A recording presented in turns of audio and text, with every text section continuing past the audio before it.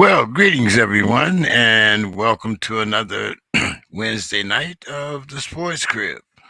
Uh, have a lot of interesting topics to talk about tonight. Also, a brand new guest to introduce, and hey, it's Wednesday night. Got a lot to talk about, so let's get this show on the road. I'm sure the guys will be in as they drift in and out. Uh, let's get started here. I see Reg is already in the queue. So let's get this show on the road. Let's see.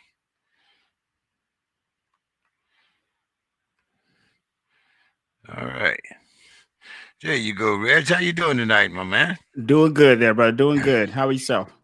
I'm doing great. I'm doing great. Tell us a little bit about yourself, Reg. We got you as Reg in the ATL, so I'm going to assume that they tell you not to, but I'm going to assume that the ATL is Atlanta. Now, It is. Okay, good. So I'm not somewhere in Atwater, Alabama, or somewhere. Okay, all right. No, man. In Atlanta, ATL, Reggie in ATL. That's it.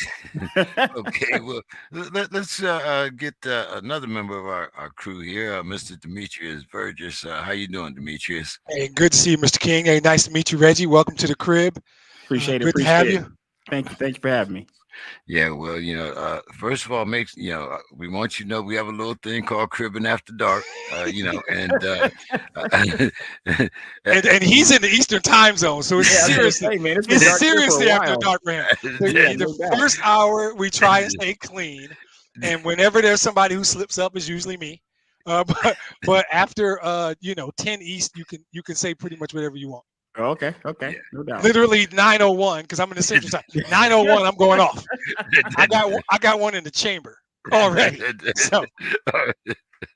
So, Reg, tell us a little bit about yourself, man. You told me that you follow pretty much the Atlanta teams, and then you're also a Crimson Tide fan. But Yeah, tell us a Bama, little my bit. family's from Bama. So you kind of inherit the Crimson Tide. They kind of come with you when you're born. It's kind of just so that's pretty much why I root for Crimson Tide. And then I do love the Steelers. I see the Steelers back there. I love the Steelers. Those are the only teams I root for that are outside like the Atlanta area. Because besides that, it's all just homer teams, like the Braves, Hawks, Falcons, stuff like that. Yeah. Okay. That's good stuff. Do you participate or follow the ice? The who? The hockey. That's a no. Yeah. I do not, man. That's a no. But we had a hockey team down here a long time ago. I don't know who thought hockey in Atlanta was going to work, but they did tried not. it everywhere, right? There's a minute where the NHL wanted to be the NBA, and they thought they could just drop squads in Atlanta, Carolina, Phoenix. It's like, nah, that's really Canada and up north. Yeah, man. The certain areas you pull that way. Atlanta didn't work out down here. Look here. We got hockey in San Jose. I know. I don't even know if there's ice in San Jose other than the hockey than the hockey rink. They can make ice. They can make ice, Mr. King. They can make ice. That's what I'm saying. That's what I'm saying. That's probably the only place in San Jose that you can get ice other than the 7-Eleven. Yeah, and see, I'm from Michigan, so I'm the aberration. I get down with the ice. There we go. I will get. We don't do it on the crib too much, but I'm from Michigan, and which is that's basically Canada. So yeah, I can. Yeah, I can say talk right if we there. need to. Oh, absolutely. Well, I mean, there was a few, sprinkles of color in Boston for a while. I think we had some in a couple Canadian teams, but basically, if it's not round and played, with a white guy throwing the ball, we don't have a lot to do. Well, I mean, they don't make it that way. They didn't want us to, right? It wasn't an easy sport for guys like us. I grew up in Flint, Michigan. I'd have to pass 5 basketball courts, a couple baseball diamonds, and 15 football fields to get to somewhere to play hockey. And it just logistically doesn't work. Oh yeah, basketball is cheaper, right? You need equipment and skates and all that. No doubt. And I milk can't crate and a skate. ball. What That's do all I you really skate? need. Right. You could take a hanger and some rolled up socks and work on your game if you need. Work on your jumper if you need to. But yeah, it was fine to watch. I watch it, but I don't ice skate. I'm Hey, black. but every neighborhood that I know, well, maybe I'm showing my age here, but we had a roller rink. Oh, We could Hey, skate. couple of We those. did. Mr. We even King, had if you think roller skating and ice skating are the same thing, let me tell you, they're oh not. no. Hey, look. I was pretty good at one, and I tried the other one once. Once. That's a wrap. Yeah. Hey, I definitely understand it. I mean, hey, sliding around on ice skates to me is, like I didn't do good with the inline things either. So, So like rollerblading and stuff like yeah, that. yeah, Okay. Okay. but anyway, tell enough about all of us. Tell us about you, Reggie. From Atlanta, started the show, Reg and ATL, about roughly 4 years ago. Used to do radio in Mississippi. Came back from Mississippi. I had a computer store out there. So I was doing like a radio tech talk show out there. And that was about 7-8 years ago. Came back to Atlanta, and a friend of mine told me I was interested in getting back into radio. And he told me that podcast things that people were doing. So I started a podcast and been doing that the last like 4 or 5 years, and started a sports podcast probably like a year later after that. So 2018, 2019 started the sports podcast. Here I am now. Very well. Yes. Demetrius has a cornbread and Kool-Aid. He can tell you a little bit about that. We all got our fingers in different little pies and whatnot. No doubt. Yeah, mine's pretty simple. I'm born and raised in Michigan, and I'm a diehard Lions fan.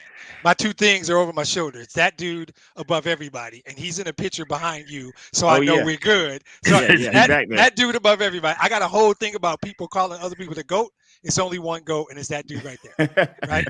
And my team is Detroit Lions. So I just a friend of mine said, hey man, when you talk about the Lions, you turn into a whole different dude. You should launch a podcast. And so my main podcast is right after the game, right? Right after the game, because you have a different energy right after your team played, for sure. Win, lose, or tie, right? And the whole idea was launch your podcast, do it right after the game. In the off season, I do free agency, I do draft. I might touch a little bit of Piston hoops. I might do some Michigan State. But it's largely 90% Lions, right? It's a Lions podcast. It's a great year to be a Lions fan. It is absolutely a great time to be a Lions fan, right? And so then Mr. King found me somewhere, sent me a note, said, you want to get in the crib? And I thought, you know what? I can hone my skills, some of the reaction, talk to other dudes, make some connections. And then I like this. This was fun. This became a thing. No doubt. So yeah, that's how I got involved. I think we have some good topics. We got a diverse group of guys that we talk about teams, different cities, different aspects, and it's good stuff. And like I said, sounds like your stuff's going well. You've been doing it now for 4 years. If it wasn't, you'd be done by now. Because I'm in year 4 of mine, and that's what I know is that if you don't love doing this and you ain't right for it, you get out. Yes, I know people got out fast. So again, welcome to the crib. Good to have you. It's always fun. No doubt. Definitely happy to be on. Yeah, hopefully some of the other guys will drop in at their leisure. I know Bill has another podcast, so he'll be dropping in probably after that. Mike, I'm going to send Mike a message here, but he should be in also. But guys, let's get started here. Talk a little NBA. And, of course, this year, just like last year, the Celtics. So amid chance of MVP, the Celtics, Tatum, dropped 51 on the Hornets, breaking Larry Bird's record of 50-point games for the Celtics. Last year, I scorched him for disappearing in the playoffs. Now, way too early thoughts on the Celtics season so far, because, show me who you are and I believe you. I believe he showed me who he was last year. What about y'all? I'll be a generous host and let Reg go first, unless you want me to take it, because I never mind. It doesn't matter. I can get in and out of there on that one. Okay. So I personally like Tatum. Personally, there aren't a lot of players like him. So MVP, I don't know. You kind of got to get to. I don't really crown MVPs December, January. We're going to have to get to around April-ish before I even start to look to see what that may look like. Because some of these players are MVP of the first 4 months of the season, and then they fall off the second half of the season or post All-Star. Tatum, he definitely disappeared. I don't know if that was just nerves for him, because the Celtics have been knocking on the door. They were almost there the first year. They got a little bit closer every year, kind of like how you saw the trajectory with Mike back in the day. Not to say he's Mike at all, but you saw that trajectory with Mike and the Pistons back in the day, where he kept getting close, getting closer. I feel like Tatum, he's one of those guys. Maybe he can be MVP. I don't know if I'm ready to jump him over people like Giannis yet, though. Like, I'm not really, my heart's not really with that yet. I'm not really a Tatum hater, but I don't love him that much to say that he's that guy right now, especially seeing what Giannis has done in the postseason. I'm going to need to see some of that from Tatum. Yeah. He's right. Totally agree. I'll jump in because he made it easier for me. Right. So I have an unnatural love for Giannis. I've admitted it. I've admitted it for years. 55 games is a plenty sample size to say the Celtics are a good team. And if that's the question, sure, that's a deep East. But my thing about the NBA is in the playoffs, it changes. And the cream literally rises to the top. And I think 2 years ago, Giannis is that. When I got to play you 7 times in 10 days, and I got the best guy, and I got a decent supporting cast, and whether you like Middleton, and whether you like Drew Holiday, whatever, that team's been there and done it. And I kind of believe that's one of the things Reggie's saying is, any gratuitous mention of the Detroit Pistons, I'm down for it. So me and Reggie are cool already, right? So that's easy. But you got to work your way there. And I think that Boston wasn't at their full complement when they beat them last year. So I didn't really count that. I'm going to be honest. I am always going to pick Giannis over just about everybody. If you got to play you 7 times in 10, 12 days, I like Giannis. And we're talking MVP. Giannis is the definition of MVP.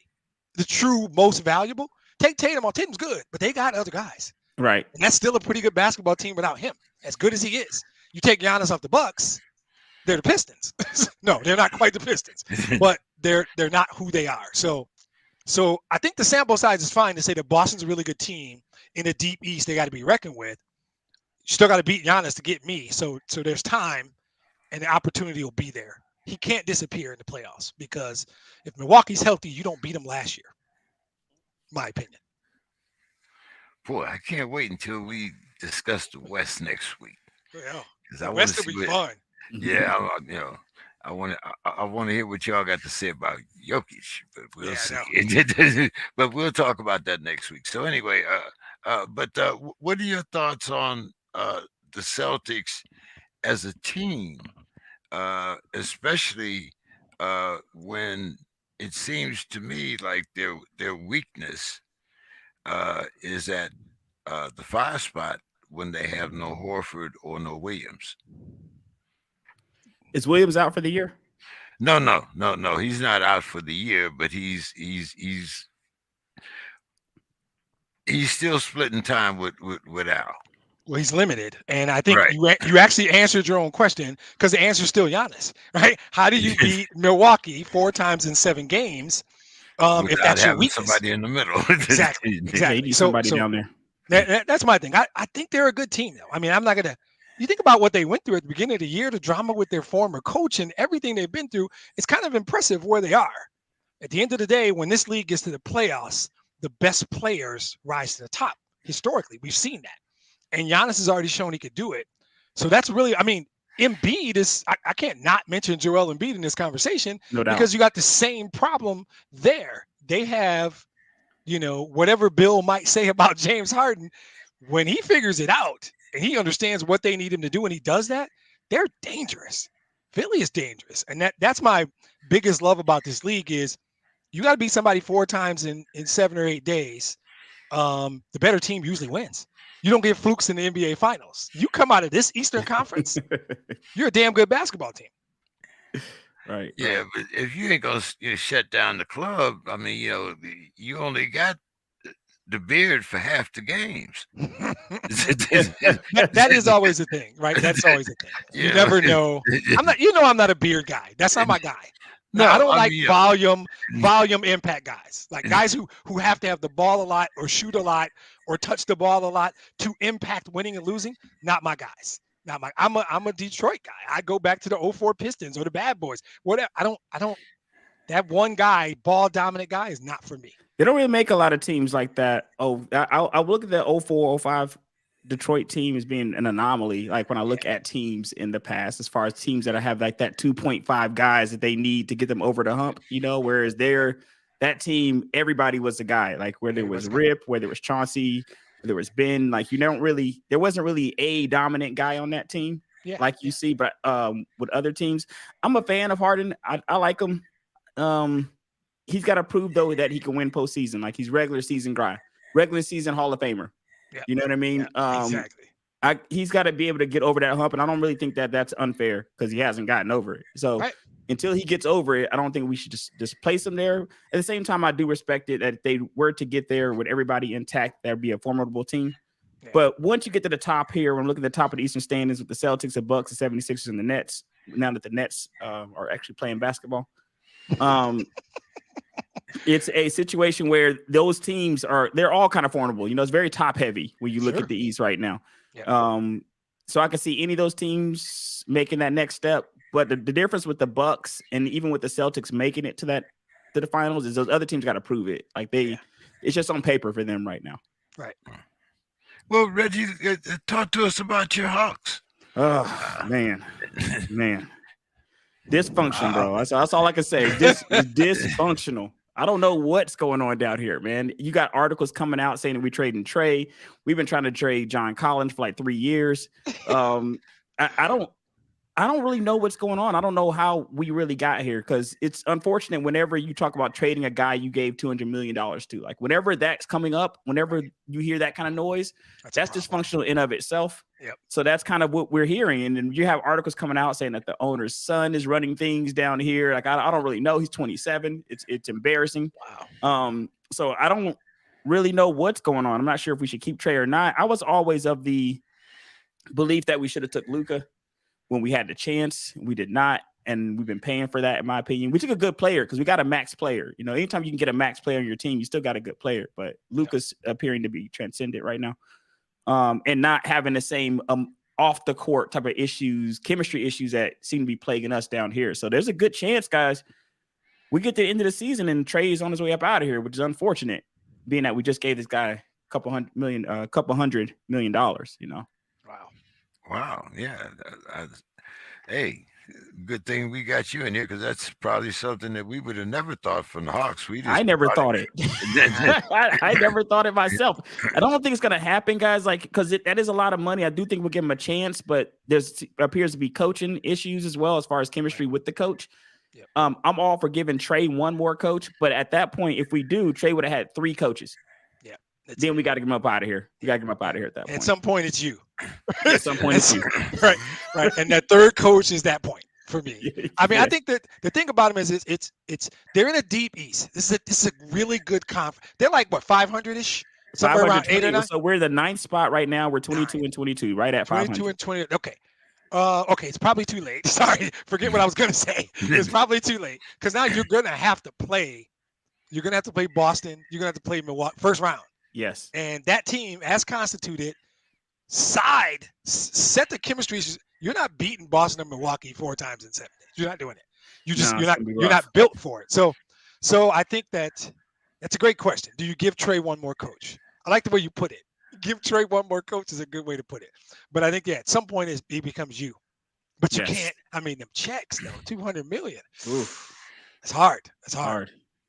And they could always call the Lakers. I mean, if they need somebody shoulder to cry on. See this? They could. I mean, you're not giving up Westbrook money. I mean, No, that's a whole other thing, man. That's a whole other issue, right? That's a subject unto itself. That is such a unique term, Westbrook money. Right? That's its own term. Like, we could do 20 minutes on it if we wanted. Yeah, I don't know if anybody's getting Westbrook money but Westbrook right now. Right. It's such a unique term, Westbrook money. Well, it's like talking about Bonilla money in baseball. Right.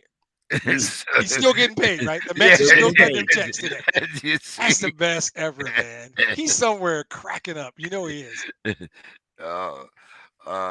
Well, apparently, King James is now buying into the conspiracy of the NBA not wanting the Lakers to win, and intentionally, like ignoring fouls against them.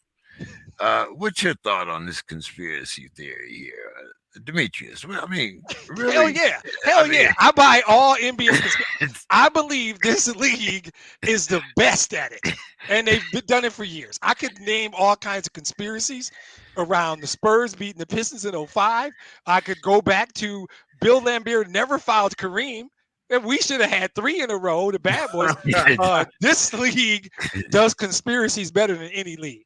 Now, in full transparency, early on, I did not like LeBron. I will admit, on wax, because you're probably recording this, I have come full circle. And I absolutely love LeBron. I love LeBron James, the guy.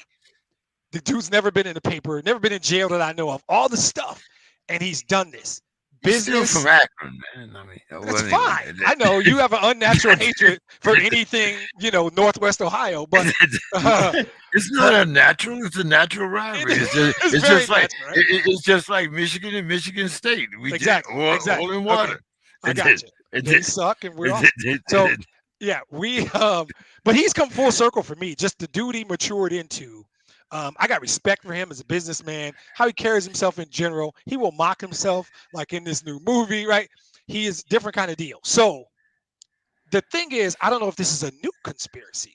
They've never called fouls on LeBron like they do on anybody else. Why? Because you hear terms like he's a freight train, and it's not fair that he's bigger and this athletic. That ain't his fault. But that is the new and interesting conspiracy against the Lakers. That part really doesn't make sense.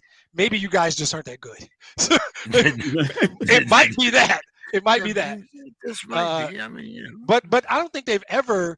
If you want to use the word fair, and I don't even know where that belongs in the conversation, God wasn't fair when he made your body unlike anybody else's. If you want to talk fairness, I would like to be 6'8", fair is a place where they judge livestock.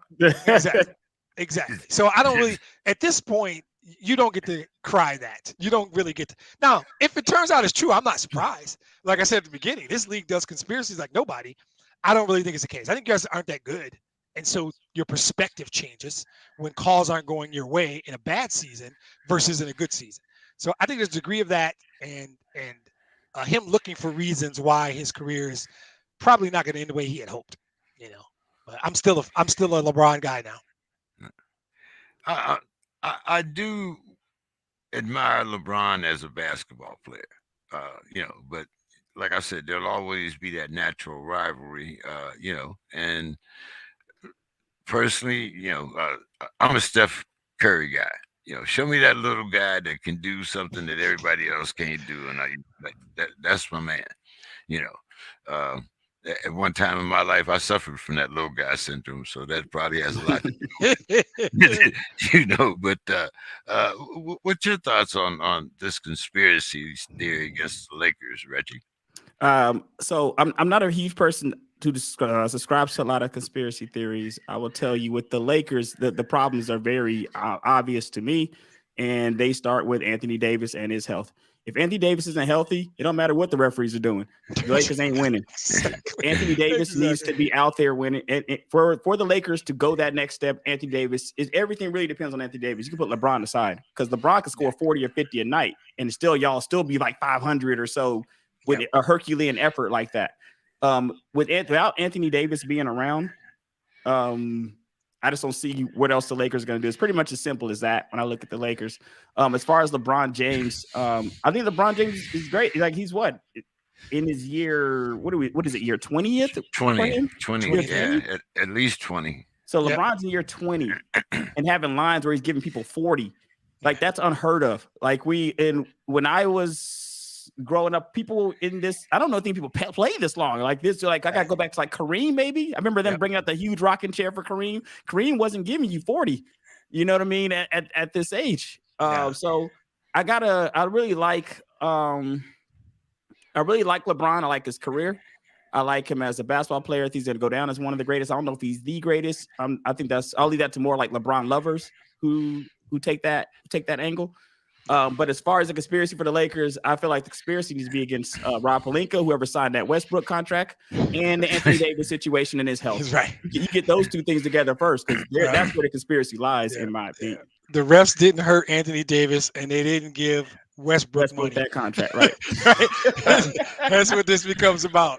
Well, now it's interesting, you know, like, you know, everybody talks about, you know, how big LeBron is, and you know how much the game has changed. I'm one of those, because you know, for his size and for the way that and for the game that he has grown up under. Do you think that he could have played 20 years in the same era as Kareem? Of course not. No, Kareem didn't have the trainers. He didn't have supplements. He didn't have the conditioning programs. He didn't have all that sport. Exactly. All that stuff is way better, significantly better. Now, maybe he could. He was all into, you know, meditation and stuff like that. But I just mean literal technology and training, the options LeBron has. He didn't have it. Right. And so I don't know. Plus, Kareem was 7'4", and at some point, joints, hips, knees, ankles. Even though LeBron is 250 and he's 6'8", it's significantly different. The jumping isn't the problem; it's the landing, right? When you're 7'4", your joints are only going to. And Kareem played till he's 39, so he was, you know, not the example we should be using, because he didn't. Didn't have the athleticism. Didn't probably jump nearly as much. Certainly not as high as LeBron. So his landings were a little softer. Yeah, I'm a huge Kareem fan too. I love Kareem. And when I hear these conversations about players that could have played in different eras, it's hard to do that in a vacuum. You know what I mean? It's hard to do that with just switching a player and then not switching the fact that some of these guys had jobs, took buses, didn't take planes, weren't making millions of dollars, didn't have chefs. Like there's a lot you would have to switch to make those examples work. When I hear a lot of them, imagine Kareem on a commercial flight. Right, a commercial flight from LA to Detroit to play the Pistons, and then Rick Mahorn was waiting at the airport. Right, that's a simple difference, right? Well, they might have had those are the things, you know, and you know, like I said, maybe I'm holding on to history here, but you know, I don't care what size LeBron was. You know, I would have loved to see him try to take it up through the middle with Mahorn and Lambeer waiting on him. I would have loved to see him try to, you know, try that on Bill Russell and the Celtics. You know, it was a different type of game. I don't know. 2 or 3 clotheslines, and I don't think LeBron's coming up in there no more. It's one. It's one. I've seen Rick Mahorn in person. It only takes one. And a lot of it, though, is the recovery time from the injury, right? His ability to recover stuff now because of all that is a lot easier, and it's a lot better. Right? And what's my man in New York? Oakley. The owner, the owner won't even let him eat. Charles Oakley smoke is a different kind of smoke. Not allowed in the building no more. That was a different kind of smoke. I'm not sure anybody wanted that. You know, but hey, man, you know, it, like I said, when you start, you know, making comparisons, you got to also start thinking about the difference in rules. You know, it wasn't a lot of, you know. How many scoring titles do you think downtown Freddie Brown might have won if they had the 3-point shot his whole career? Yeah. You know, I'm just saying. Okay. Little NCAA here. It's the second year that Harbaugh, we talked a little bit about this last week, you know, whether or not he was going to go or whether he was going to stay at Michigan. Well, he says that he's going to stay at Michigan. I know this is the school that you hate, Demetrius, but does Harbaugh really want to stay at Michigan, or is the first time OSU beats his ass, he's going to abandon ship?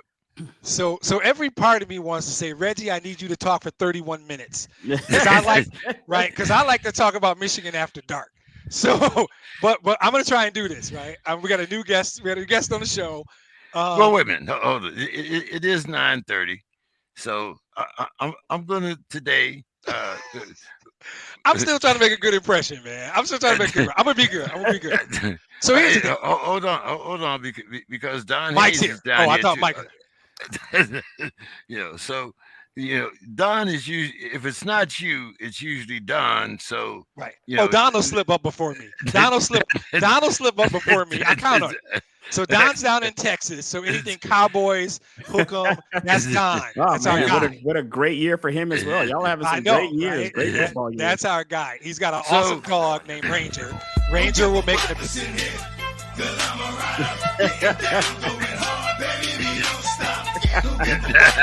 Okay. That means we're officially after dark and we can go. Right. So you don't have to miss words now. You right. can go. Right. So here's the thing. Truthfully, they've got a whole thing in that city at that school. I bleed green and white, Reg, just so you know. You can't tell already, right? Yeah, it's kind of noticeable. Right. To hell with them, to hell with that city and that school. Now, they got a thing though, is that he's not being paid. And so when he came there, they thought he's going to save the world. We have been busting that ass for a decade. They was tired of it, right? So they went and got Harbaugh and said, get us back to where we are supposed to be. Now, if I'm honest, and I don't like him. I don't like him as a man. I don't like him as a coach. I don't like him, right? He has done his job. He has done what they asked him to do. They're relevant again. They're back there. They're recruiting. They're everything they think they are, right? He wants to get paid. It always comes back, guys. We can do all this nebulous nonsense. At the end of the day, there's a movie, I think it's called Rounders. It's about a bunch of blackjack players. And there's a Russian guy played by John Malkovich. And he says, pay that man his money. That's what this is about. That's what it's always about. This isn't some special thing. He wants to be the highest paid coach in college football. He won't be. At minimum, he needs to be in the conversation with Dabo. He needs to be in the conversation with Saban. He wants to be like the guy at A&M from Florida State. What's his name? Jimbo? Yeah, He wants to be in that kind of conversation. And right now he's not. I don't think he makes as much as Ryan Day. That's unacceptable, right? So at the end of the day, to me, whatever I think about him and that school and that city and those stupid colors, set all that aside. Pay that man his money, because this is going to happen every year. And he's going to do the dance. Oh, I'll go take an interview. I might. And at the end, he wants his money. If they pay him his money, put him where he wants to be, this will end. They won't do it. They're too arrogant, though. This is who they are. They think he should just be happy to be the coach at the University of Jackasses. That's what they think. And so they think, oh, no, you are lucky to be our coach. And he's like, my value isn't what you tell me it is. My value, a dude told me, is that Ranger? There he is. A guy told me years ago, your value is what somebody else is willing to pay you. That's it. And they're going to lose him because of this nonsense. It's about money. What is he making now? He's not exactly in the soup line, if I'm not mistaken. No, he's not. I think he's making about $10 million now, isn't he? Sure, but I think he's 9th or 10th. Yeah, he's not exactly poor. Oh, no. But but he's from that school, and it's not about that. It is about some prestige BS that they do. I think at the end of the day, they're going to cut him a check, sign him to an extension, and he's going to say, I'm a Michigan man, and some other nonsense about chicken wings or car washes. I don't know. He says ridiculous shit all the time. Who knows? But yeah, he wants to be paid. And right now, the NFL flirting is just reminding them somebody else will check out your girlfriend. Well, somebody else. He's got right. Somebody else will take your girlfriend to the Olive Garden and give her some of those biscuits. And so you better be ready. And that's all he's doing. Don, what do you think? Is Harbaugh there only until Ohio State spanks that ass again? Well, I agree with Demetrius about certain things. And, yeah, I do believe that his job was to get Michigan to where they, had been back during their heyday. He's got scoreboard on Ohio State twice in a row, which is – considering what it was before he got to Ohio State, that's a big deal. Yeah, unheard of. But I don't know if it's about the money so much. I think he's really genuinely conflicted about going pro, joining his brother in the league. When you coach college football, you have to recruit. And when he took that job at Michigan, you didn't have this wild-ass transfer portal. You didn't have the NIL, and that's changed the game. Not only do you have to recruit like high school kids, but you have to recruit sometimes your own players. You have to re-recruit them. Hey, stay here. Yeah, for sure. And so I think that he's like, I'd go to NFL, and I have a GM that takes care of all that. Yeah. I can concentrate on the X's and O's and that stuff. And so I think he's genuinely conflicted about what to do. I think he stays at Michigan because he played there. He loves the school, and so I don't think it's so much about the money. I think it's more about what comes, the extra stuff that comes with it. Now, I think if you look at the NIL, look what that did to A&M. They signed like 7 5-stars last year. Had the number 1 recruiting class of all time, and I think only 2 of those guys are still there. So, yeah, A&M is a big cluster. Screw whatever. We had to check the clock. See, that's what happens. He looked over at the clock. He didn't know. He didn't know. I caught myself. All right, you did. Good job. So, Reg, what's your thoughts on Mr. Harbaugh and the University of Michigan?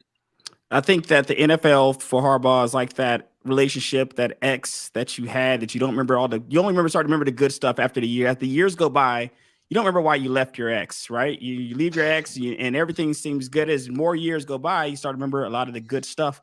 And I feel like as time goes by with Michigan, he has got those wins on Ohio State. I don't know what the ceiling is there, because now in order for him to take that next step, he's going to have to beat a Bama or Georgia. He's going to have to win a chip, in my opinion, to take that next step there. Maybe this is a combination of him just missing some of what he had in NFL and then looking around the locker room and saying, I don't have enough to take that step to beat these guys. So I do think that it's part of his heart is with Michigan. I do think there is some genuine kind of wanting to stay there, because once you have so much money and what he's getting paid, I think that he's getting paid better than some NFL coaches right now. So I do think that there's a reason for him to stay, but I think as time goes on, if they keep having the same results and him not being able to get over that hump, eventually he'll give the NFL another sincere look, depending on what the job that comes up is. Because his job, the jobs matter, right, guys? So if Staley had gotten fired and then I can get Herbert and then that team, and then I can go from Michigan to that team, that's one thing. But if I'm going from Michigan to like Denver, with the Denver Broncos situation being what it is, maybe I'm looking at Michigan like this ain't so bad here. What I got, Yeah, maybe. Reggie, CJ Stroud, Ohio State quarterback, has declared for the 23 draft with hopes of being a top 5 pick. What's your thoughts? Do you think that Hurts and Fields is going to get him paid? I think that he is definitely going to be a top 5 pick. Whether somebody jumps in, I think him and Bryce Young are going in the top 5. Now, I can't say that the Bears are going to stay in that 1 pick. Whether the Bears stay in that pick, I think just depends on if they believe in Fields or not. You saw Arizona move off of Josh Rosen within a year. They had no issues moving off of him to take Kyler the very next year. So I've seen teams do it. I don't know if Fields has been as bad, because Rosen was not great at all. Fields left something to desire when it comes to the passing game for me. So I don't know if I would hold on to him, but he hasn't done enough, I guess, to jettison him out of there either. Like, his last year is pretty exciting. It's exciting football to watch. Doesn't always translate to wins. They had 10 straight losses, but it's exciting football at least to watch. So I think that he will definitely be a top 5 pick, and he's going to get paid somewhere. I'm not sure if the Colts are going to jump up there and try to get him, but I think somebody's definitely going to take him top 5. What do you think, Don? Yeah, I like Stroud. I think he's a gamer. He's seems to be a pretty good kid. I don't know if he's a top 5, but I think he'll definitely be, probably the second quarterback taken. For sure, I agree. I'm not sure where he'll go, but I think he's got a good skill set that a lot of teams are looking for. And let's face it, right now in the NFL, there are some teams that need quarterbacks. It's quite a few. I guess we'll talk about Tom Brady later, but Tom Brady's old. Cowboys, that he finally looked old to me, And so, yeah, we're gonna talk about that Yeah. when we get down to the NFL and the playoffs and stuff. We're gonna talk a little bit about that. How Brady looked and what's ahead for Brady. So talk a little bit about what's up with Chicago and their pick two. What's your thoughts on CJ Demetrius? He's definitely going top 5. I wouldn't be shocked if he went 2, quite frankly. Houston is definitely in the market for a quarterback. We can talk later about what's going to happen at 1, but I think quarterbacks go 1 and 2. And I think in most player rankings, he's the second-rated quarterback. I actually like Will Levis, but we can talk about that later too if you want. Yeah, he's picking up some traction there. Yeah, in most scenarios, he's rated number 2. I think Houston still holds the second pick, and they will need a quarterback. At worst, if there's no trade and Indy's still at 4, he certainly goes there. Quarterbacks go top 5, maybe 3 of them, certainly those 2. I wouldn't be shocked if 3 of them go top 5 because of trades. Yeah. But this league loves quarterbacks. No, I shouldn't say that. Let me say it. This league never stops trying to find. Yeah, constantly looking for a quarterback. This league is constantly looking for it. If you don't have one, there's nothing else you need. I always call quarterbacks the plungers of the NFL. Because if you need a plunger, there ain't nothing else that can do that job. And we all got it. All 4 of us can walk away from this mic. We know exactly where it is. And when you need it, you need it. There's nothing else that's going to do that job. So if you got a house and you don't have a plunger in it, what the hell's wrong with you, right? Because you're going to need one. And when you need it, that's the only thing that can do the job. So teams are always looking for quarterbacks. And consensus is these 3 guys are top 10 worthy for sure. So you got scouts in rooms in multiple cities in this country saying that's our guy. Maybe it's Indianapolis or Houston or wherever it is, Carolina, somebody. And later we'll talk about the Bears and how it works at 1. But short answer to your question is I think he's going 2. I think he's going 2 to Houston. Okay. All right. Dabo hired Broyles Award winner, which is the award for the top assistant coach, Garrett Riley from TCU. Now, Dabo usually promotes from within. Was this an opportunity that Clemson couldn't pass up? Don, you're familiar with the TCU head coach. What are his thoughts on losing his top assistant? Well, let me tell you what's going on at Clemson first. Clemson has a freshman quarterback who I love. I wish he'd gone to Texas. I would have taken him over yours. That's a different story. But his name is Cape Cloudette from Austin Westlake, same school that gave us Sam Mellinger, same school that gave us Nate Foles, same school that gave us Drew Brees. Nice. Same school that gave us Cameron Dicker, same school that gave us Justin Tucker. So it's quarterbacks and kickers at Austin Westlake. And Clay Clemson, he won back-to-back state championships. He is a gamer, and I would not be surprised if he's on some Heisman lists with the next 2 years. He came in and started some games for Clemson this year as a true freshman. He had some ups and downs like any freshman. But I think him with Garrett Riley is a lethal combination. Yep. You're going to see, I think Clemson is going to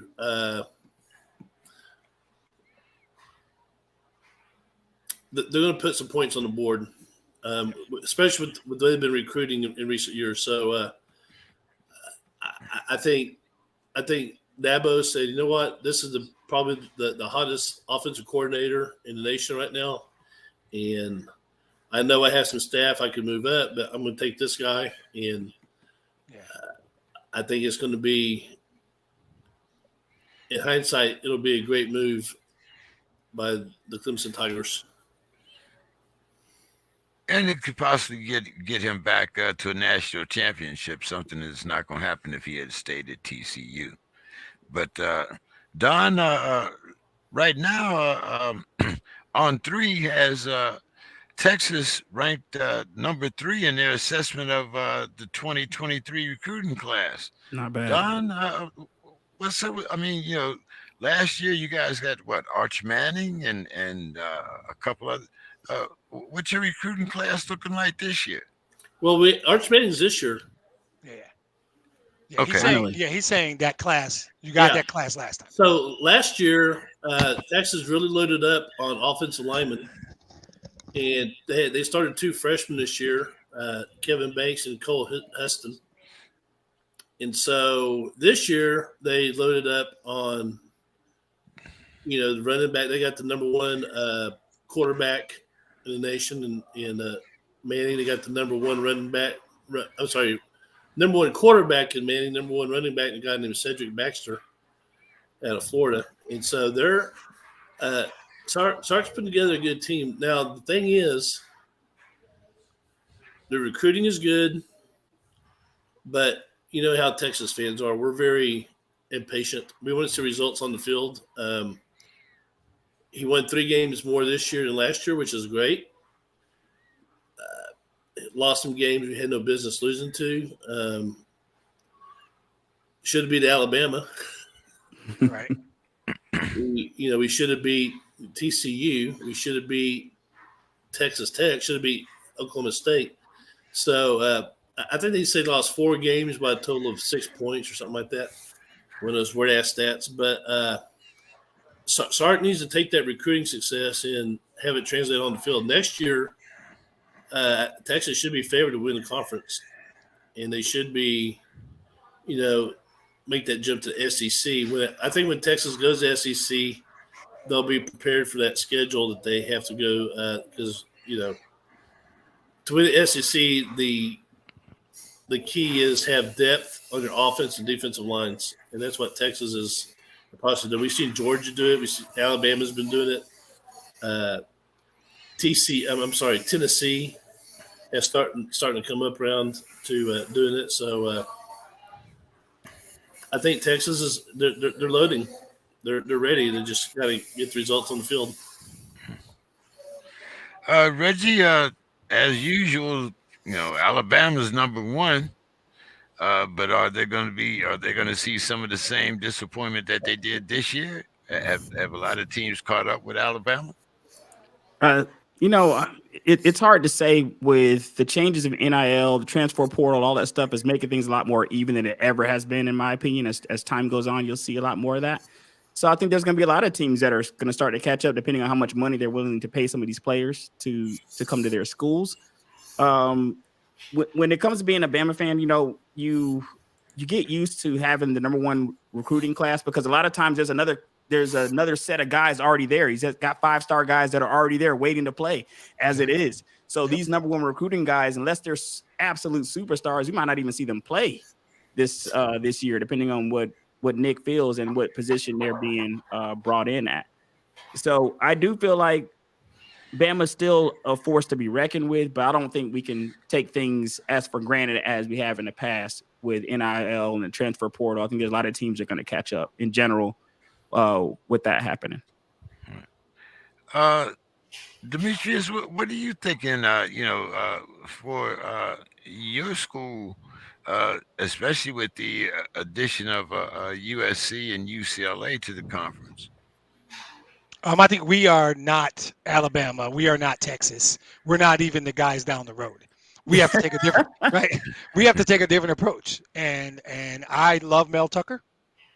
He understands how to transfer. Y'all paid Mel, man. Mel got paid. Pay him. And you have to understand how to use the transfer portal. He's done it well so far and will continue to. The thing at Michigan State that I will warn people of, we have a quarterback room now. We have some highly recruited quarterbacks. There's competition in the quarterback room in East Lansing now, which there had not been. And last year's regression was, in my opinion, 75%. We had a quarterback that instead of growing organically, like he had done the previous year, he regressed. And he cost us legitimately 3 games. And that's nothing against the kid. It just happens to be that way. The new system allows us to compete because we'll get a kid like Amir Speed from Alabama, right, who will transfer to Michigan State now because he doesn't have to sit out a year and he might get some NIL cash because the new owner of the Phoenix Suns is an MSU alum and he's a billionaire and he has no problem cutting checks. Ask Mel Tucker, right? His name's Matt Ishbia. He used to play for Tom Izzo. We will pay. If that's what the rules say now, we don't have to hide behind some door. We will. But our method is different.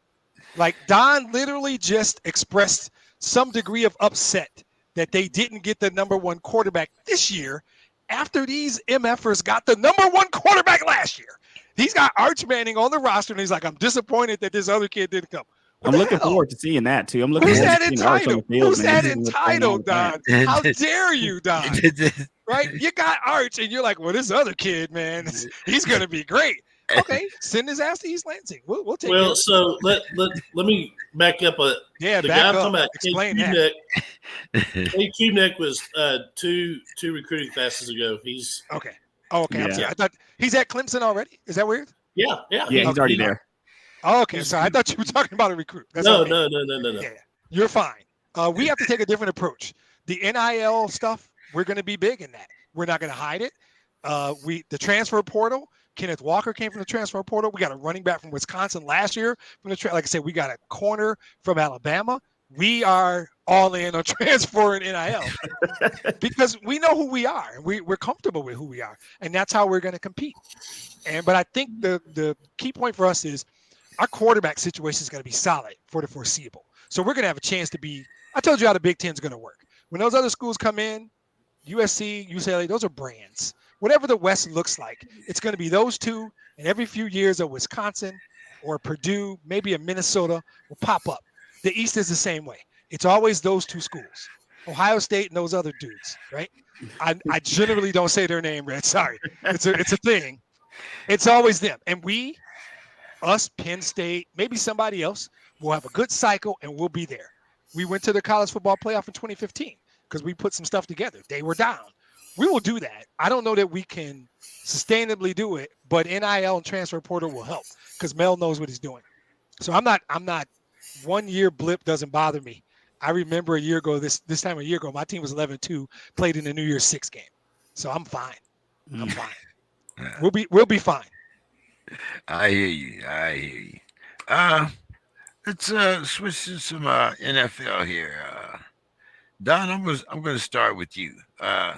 Has the NFL made the Pro Bowl any more watchable? I mean, this year we got skills and we got flag football.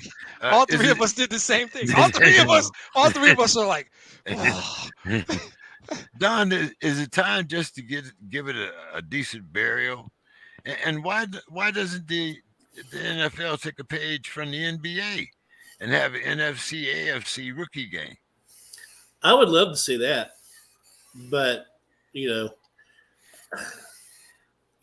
remember back in the old days, the Pro Bowl was played after the Super Bowl, and they gave you one extra week of football. Yeah, and you would have teams from, because when I grew up, it was like Dallas and Pittsburgh, the Super Bowl and whatever. That's back when the Raiders were also in the Super Bowl. I'm talking about 70s, 80s, and you got to see those guys play again. Well, now they moved the Pro Bowl to before the Super Bowl, so you're not seeing a lot of the pros that you'd see in the Pro Bowl. So to me, that right there, made it damaged goods, I guess, for lack of a better word. But I would love to see a rookie game. I would watch that. But as far as flag football and skills competition and go. How about this? Have the NFL team, the Pro Bowl, the guys you're playing, they all have girlfriends or mistresses or Instagram models. We after dark. Have an Instagram NFL girlfriend lingerie bowl. I'd like that. That and Reggie, that is Don Hayes. That's his name. It's a solid idea, as a matter of fact. I didn't say I didn't like the idea. I didn't say I didn't like the idea. All you guys know y'all watch it. I'd watch it more than what I'd watch now. Exactly. Exactly. Hey, after dark, I'm not going. I do watch a little lingerie football every now. I mean, you asked for ideas. Don gave you an idea. That's what. Yeah. Hey, I threw the rookie game out there. He threw the lingerie football game out there. Reggie, you got an idea?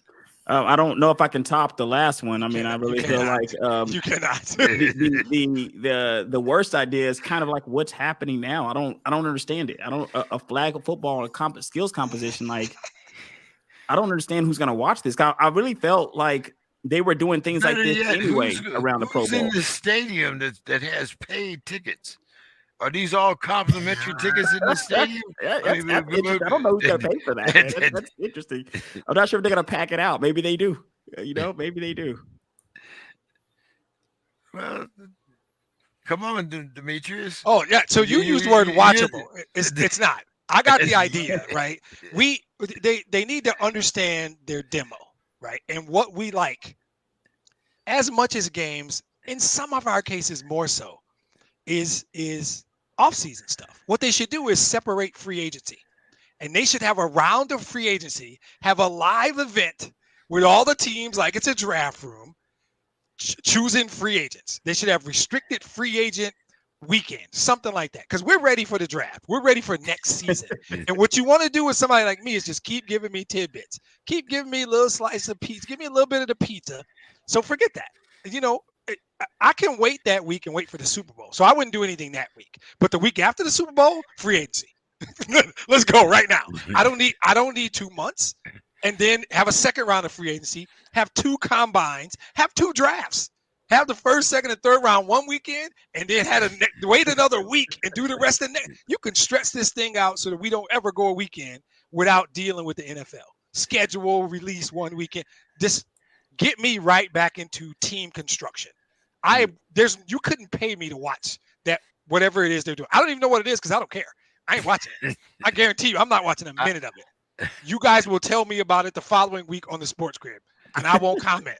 I will be like, I defer my time to the fine gentleman from Georgia because I got nothing to say about this. Reggie, one other thing that I guess we should let you know, we have a clock, but it's always broken. So when I give you a time, or like say that the shows go close at 8 o'clock, don't set your clock by it. You're telling this to the dude in the Eastern time zone. He probably got family, and he said, I'm gonna do a podcast from 9 to 11. He got no idea that 2 hours is a suggestion. Right, and if you drop a bunch of Lions questions in there, you drop some Texas stuff in there, you get Don going on lingerie football, we're gonna be way after 11. I was getting a hard 10:30 tonight for you guys, so I'm good here for another half an hour. I'm sitting in, man.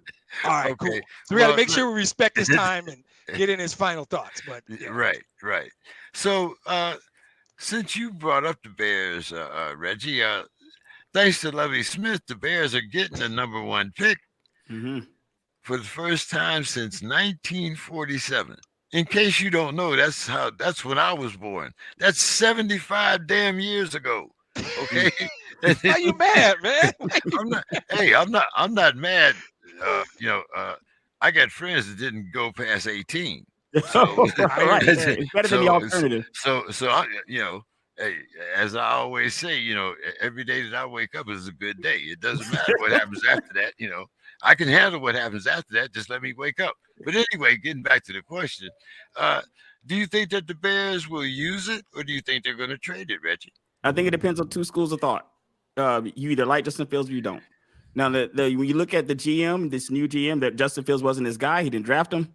So you're always kind of on the clock as a quarterback when you get a new administration that didn't really draft you, and you were that old administration's guy. So that's one thing working against Justin Fields.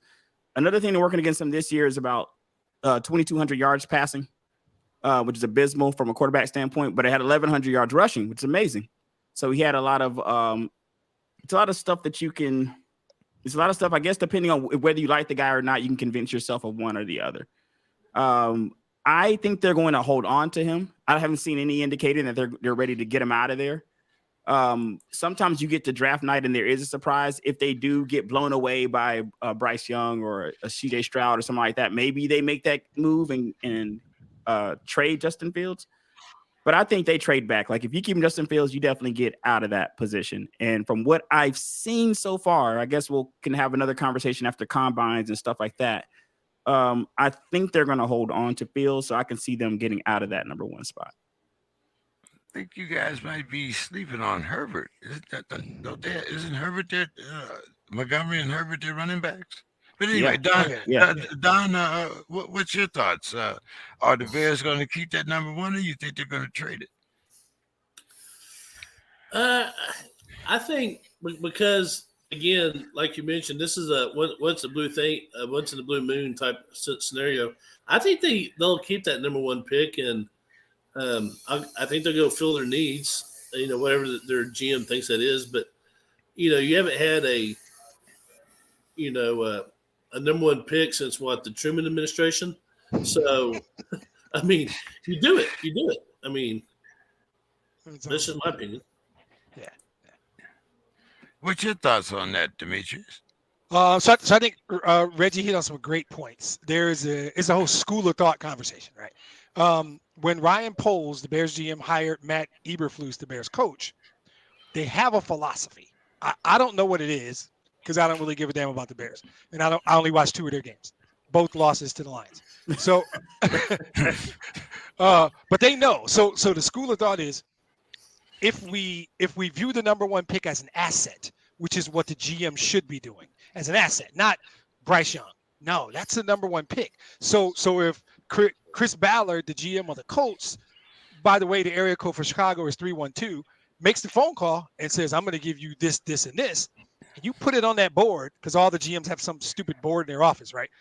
All those picks, that draft capital, this is what we can put around Justin Fields. And the simple conversation is, if we take those assets that we parlay the number one pick into, put them around Justin Fields, do we have any chance of catching the Lions at the top of the North?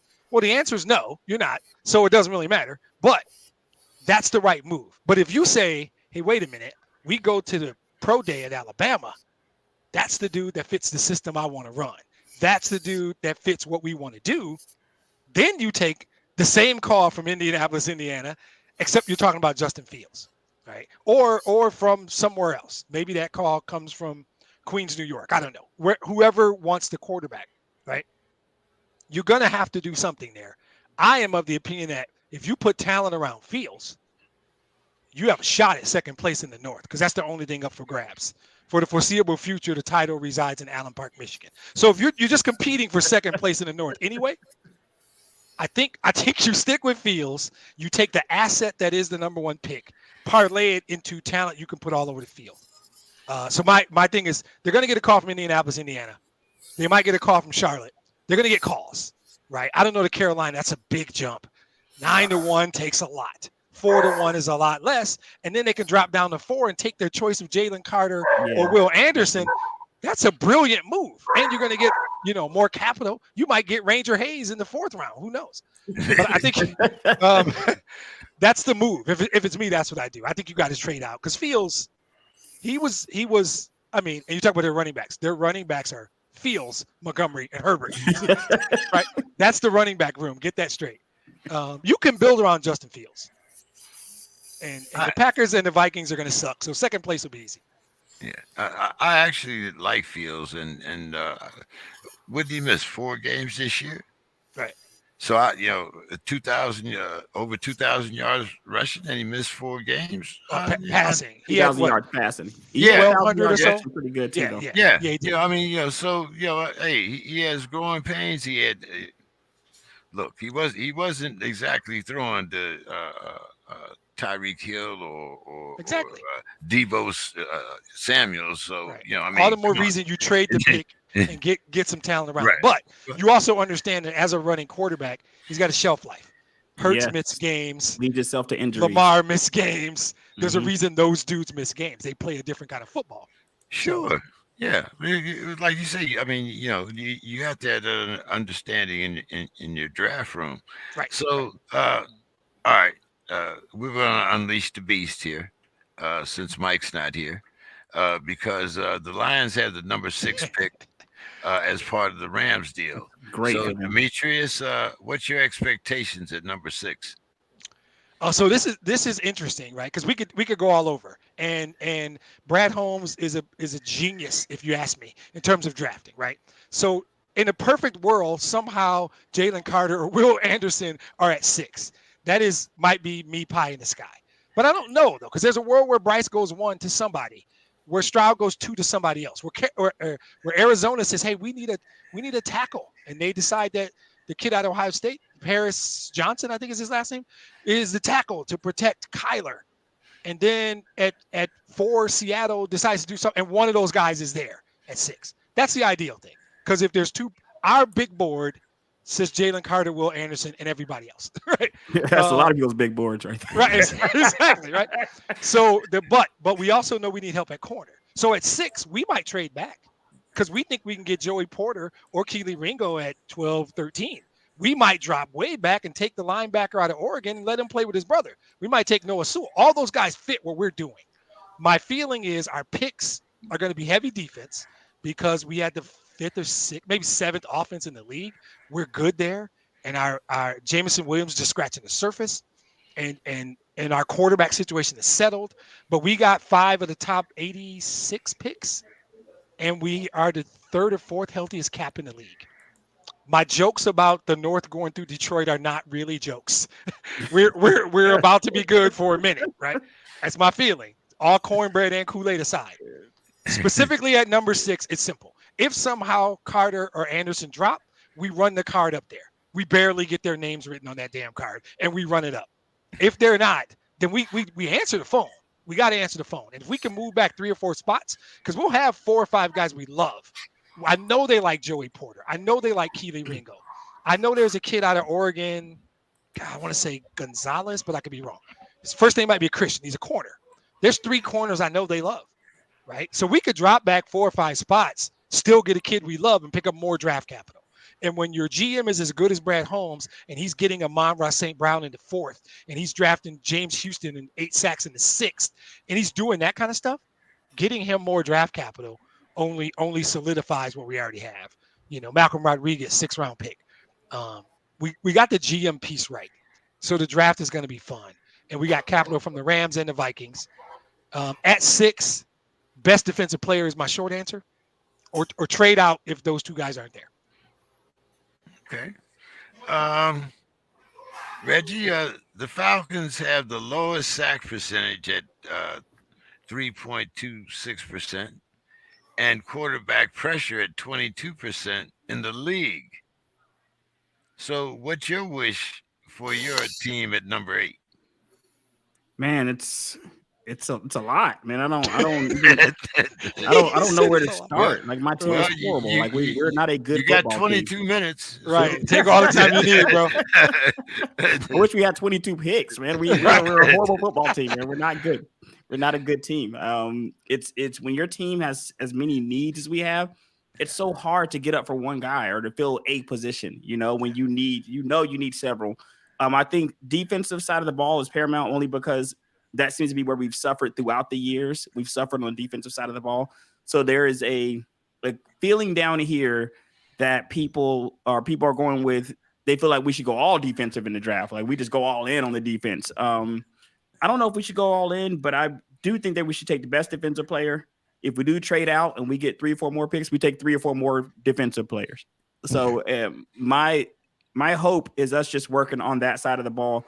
It's a lot to ask. Reggie, the number 8 pick. Reggie, I hate to interrupt you, but how can you go all in on defense?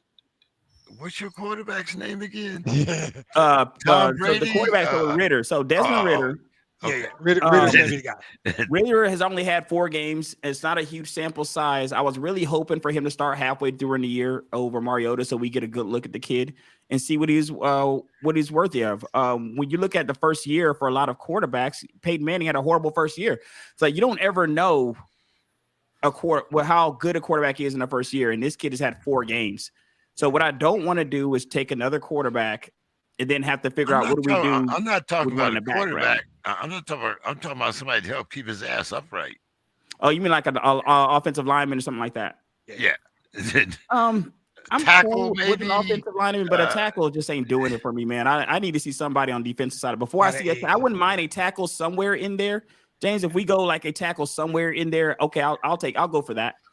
But I want him later in the. I want those. I don't know if you do that at 8, right? If an edge rusher like Miles Murphy is sitting there, yeah, they have us. You're not taking a tackle. Is with a mock draft. Have us. It's a guy at Notre Dame that's pretty good too. I don't know that you pass on an edge rusher to take a tackle. Yeah, I don't think we would either. And at the 8 pick, I wouldn't want to do that. I wouldn't mind taking a tackle, an O lineman at some point.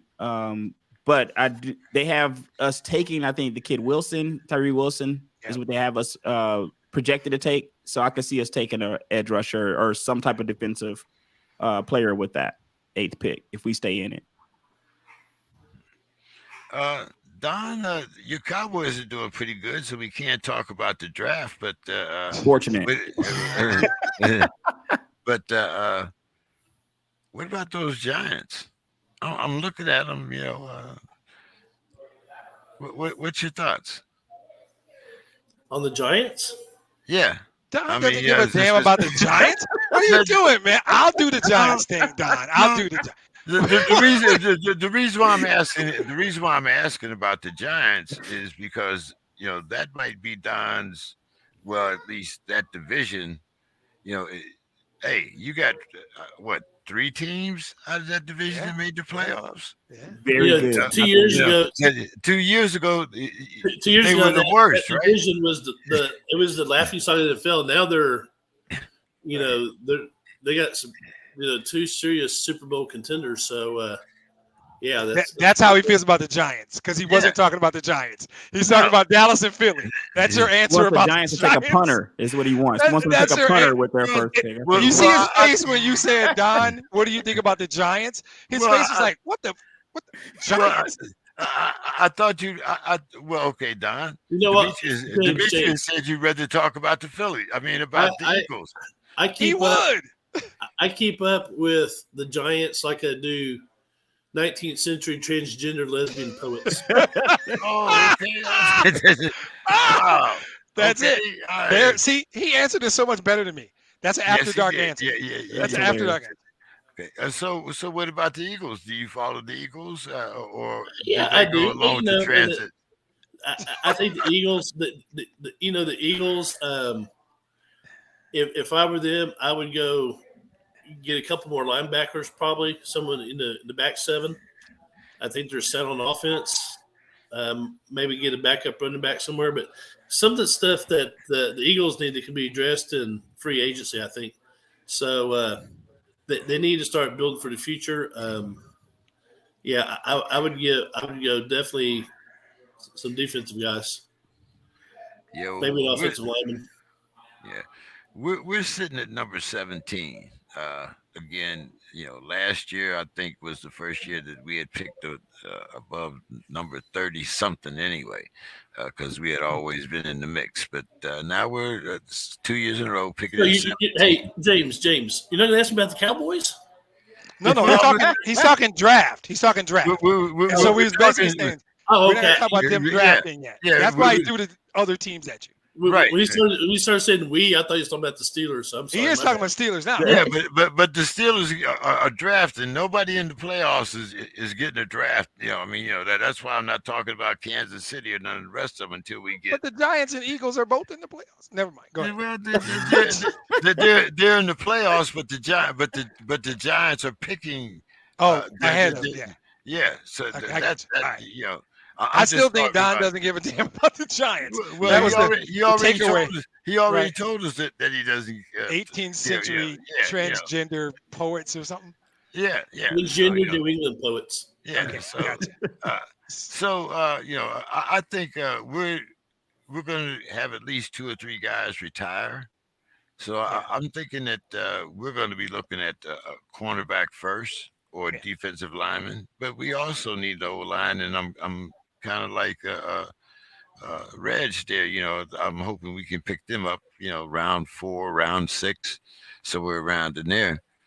I also wanted to, Demetrius, I don't know, man. I didn't send a lot of private messages to a certain individual, and just can't get no response. He's scared. Scott don't want none of this. Mr. Scott, I'm gonna do it. Fuck it. I'm sorry. He knows the Vikings were frauds. He knew it all along. Frauds. Wow. Frauds. Fraudulent. And they were exposed. They barely beat us in Minnesota because of some questionable calls. Then we totally busted them up in Detroit.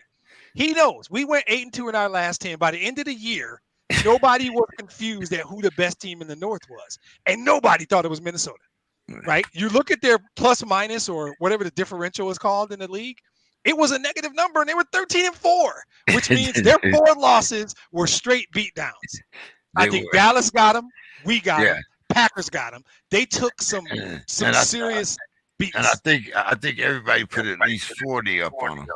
Right. And they got a gift from Indianapolis. Buffalo had them beat, and they got some miracle there. They were a fraud. They're the worst 13-4 team in the history of the league. And that's why they got bounced out. And by the way, their cap is a mess. They're about to lose players. They're about to lose players through attrition. It's about to get ugly. Yeah. And Mr. Scott is our sports crib guy from Minneapolis. Okay. And he normally gets on and talks trash to me about Detroit. But we ain't seen this dude in a month. Right? All of a sudden. But strangely enough, the last time he was on, he called the upset of Detroit. Well, if you want to call it that, but he called that game and said he knew we were going to beat. Right. Yeah, he did say the Lions and were then going to when win. The Pistons beat the Timberwolves by 20, he didn't show up. We can't find this dude now. You know my number. You know where to find me. I'm like 50. I'm in the club. You know where to find me. Okay. Don, you won a Cowboys question. Here you go. Yeah. The Cowboys beat Brady and the Bucks, while visions of stumping mud holes danced in their heads. So how impressed were you with what the Cowboys did to the Bucks? And do you think that TB12 will be hanging him up, or do you think he'll be in another uniform next season? Okay, so I'll address your last question first. And I'm a big Brady fan. I mean, he is the GOAT and probably never be surpassed. But like I said earlier in the show, for the first time that I've seen, in the last few years, Tom Brady looked old.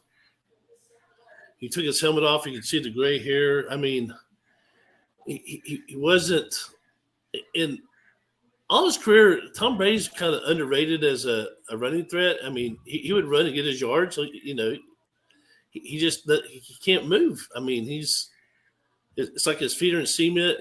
He was off on his throws. I don't think he'll be in the Tampa Bay uniform next year. And this kills me to say it, but if a team takes a chance on Tom Brady next year, they're going to be very disappointed. Wow. I kind of wish he had stayed retired so he got on top and save his marriage, because I'm very pro marriage, but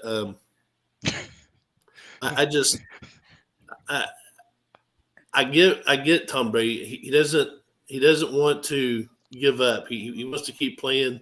He still thinks he has gas in the tank. The problem is that gas is. Don't do it. Don't do it. Don't do it. Well, it's just like super unleaded, and you're driving a diesel. I mean, he's driving super unleaded. The next question you asked me if I was impressed by the Cowboys. Yes, at times. Tampa Bay is probably the worst playoff team in Dallas Durham. Apparently, they have some issues with kicking. And when you win by double digits, the kicking game doesn't come to effect. But imagine if it came down to 3 points and you missed 4 extra points. So that's scary, because I don't know if anyone's ever missed more than 2 extra points in the game. If Bill were here, Bill would give us the exact date, who it was, what his number was, where their aunt went to school. What his dog's name was, all that stuff. I thought Dak played great. I thought the defense played great. Michael Parsons, he never fails to impress. But to me, the game I'm looking forward to is this week against the Niners. Okay. That's a true test. We're going to talk about that. So, Demetrius, Joey Bosa blames the referees, and the Chargers fired their offensive coordinator and their quarterback coach. What's your take on the Chargers collapse? I mean, they lost their game. What was it? 27-0 or something? What was it? 24-0, I believe. I think it was At 27. one time. Yeah. Was it 27? Okay. Yeah. I know. Yeah.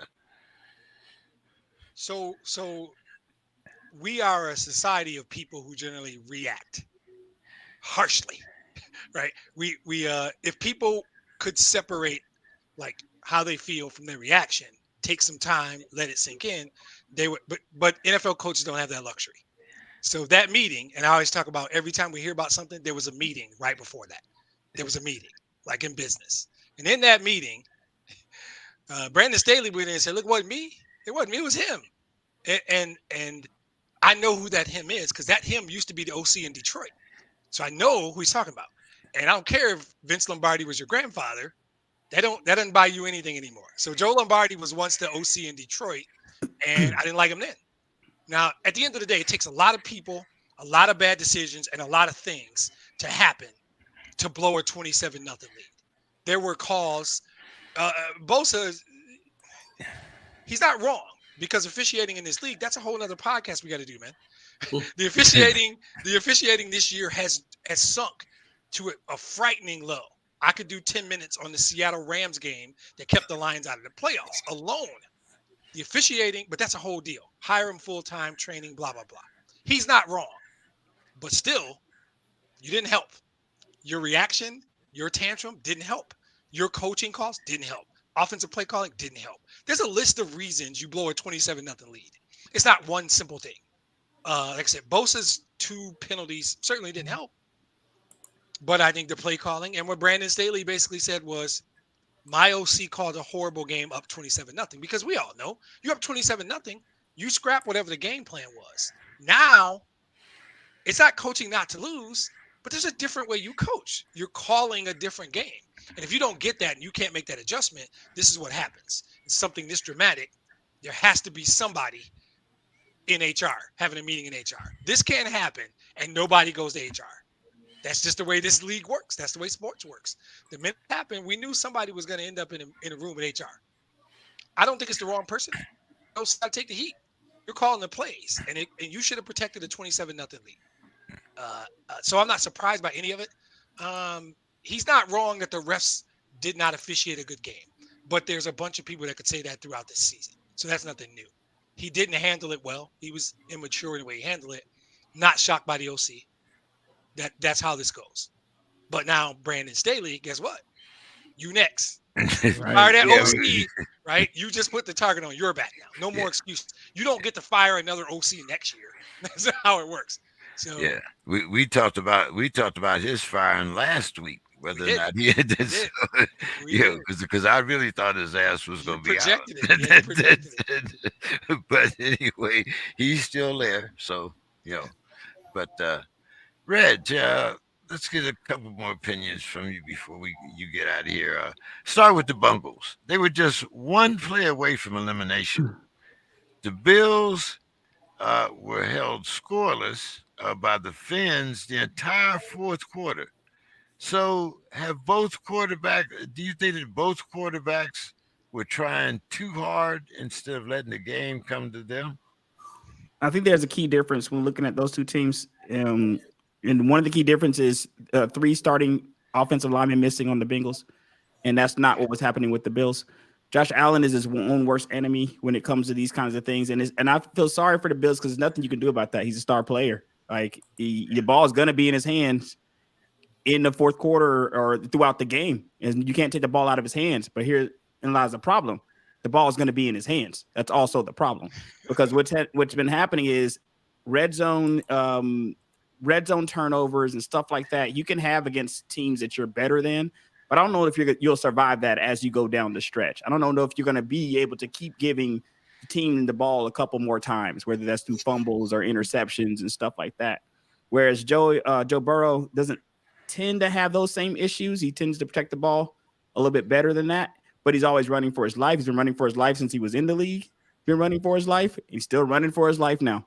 So if the Bengals and I give up to the Bengals, like they might try, but the guys got to play. So if guys are injured and you just don't have the guys out there, you're gonna be getting chased all night. And I feel like that's what's gonna be happening to Burrow.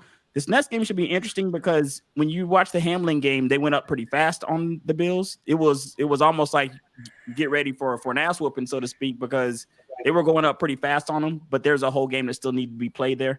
So this next game is going to be interesting to see. But I do blame those 3 missing offensive linemen for the Bengals' issues and the fact they can't. I don't know what's going on with the offensive line in Cincinnati. They can't seem to get that right. Hey, Reg, glad you were able to come on the Sports Crib. We invite you back every week. Stay as long as you want. Leave when you get ready. But why don't you give us your final thoughts for the evening, man? Are these like final thoughts, like in life, like life advice? Are we just giving final thoughts, like, hey, I hope we get some good games this weekend? I could do either one of those. They're your final thoughts. Yours. So you can talk about how much rain you got in your block. They're your final thoughts, Reg, not ours. Well, my final thoughts is hoping that we have some good games this week, man. Like in the NFL, especially now, like with the Falcons, we've sucked here for a few years, so that we just kind of look forward to the draft after the season ends and see who we're going to be drafting after that. So my final thoughts is here, hoping for some good football for us to watch here, guys, because when the games are right and the games are close, it's very thrilling. Even with the Chargers melting down and wetting the bed type situation, even that was thrilling to watch from the other side, because I was going to turn the game off. I had it on the small TV, got demoted to the small television when I was watching it, and then I had to promote it again back to the big TV because the team started to come back. So my final thoughts, hoping that we have some good football, and hoping I come back on and we talk some more sports. This has been great. Hey, we're here every Wednesday thanks to Demetrius. So they moved it for me. Oh man, so nice. Yeah, I know, it's good stuff. Hey, and by the way, my son lives in Atlanta. He's a graduate of the Savannah College of Art and Design. Shout out to SCAD. And when I get down there, I'll have to look you up. Yeah, no doubt. Please do, man. Please do. Check my show out, Reggie ATL. Just the Stats sports show comes on weekly, both of them. And hopefully I'll be jumping in here in the next week or two back with you guys here. Good stuff, man. Good to have you. Awesome. Look forward to it. We'll send you the script, and you can, you're the actor. You show up when you get ready. So nice having you, my man. We appreciate your time, and see you when we see you. Sounds like a plan, guys. Enjoy it. Talk to y'all later. All right. Don, what was your thoughts? As I said, the Bungles were just one play away from elimination, and the Bills, they didn't score a point in the fourth quarter. So what's your thoughts? What are you looking forward to in this game? The Bills, the Bungles are actually going to Buffalo. Yeah, this game is going to be probably one of the more interesting games because, both teams have, faults and weaknesses that can be easily exploited.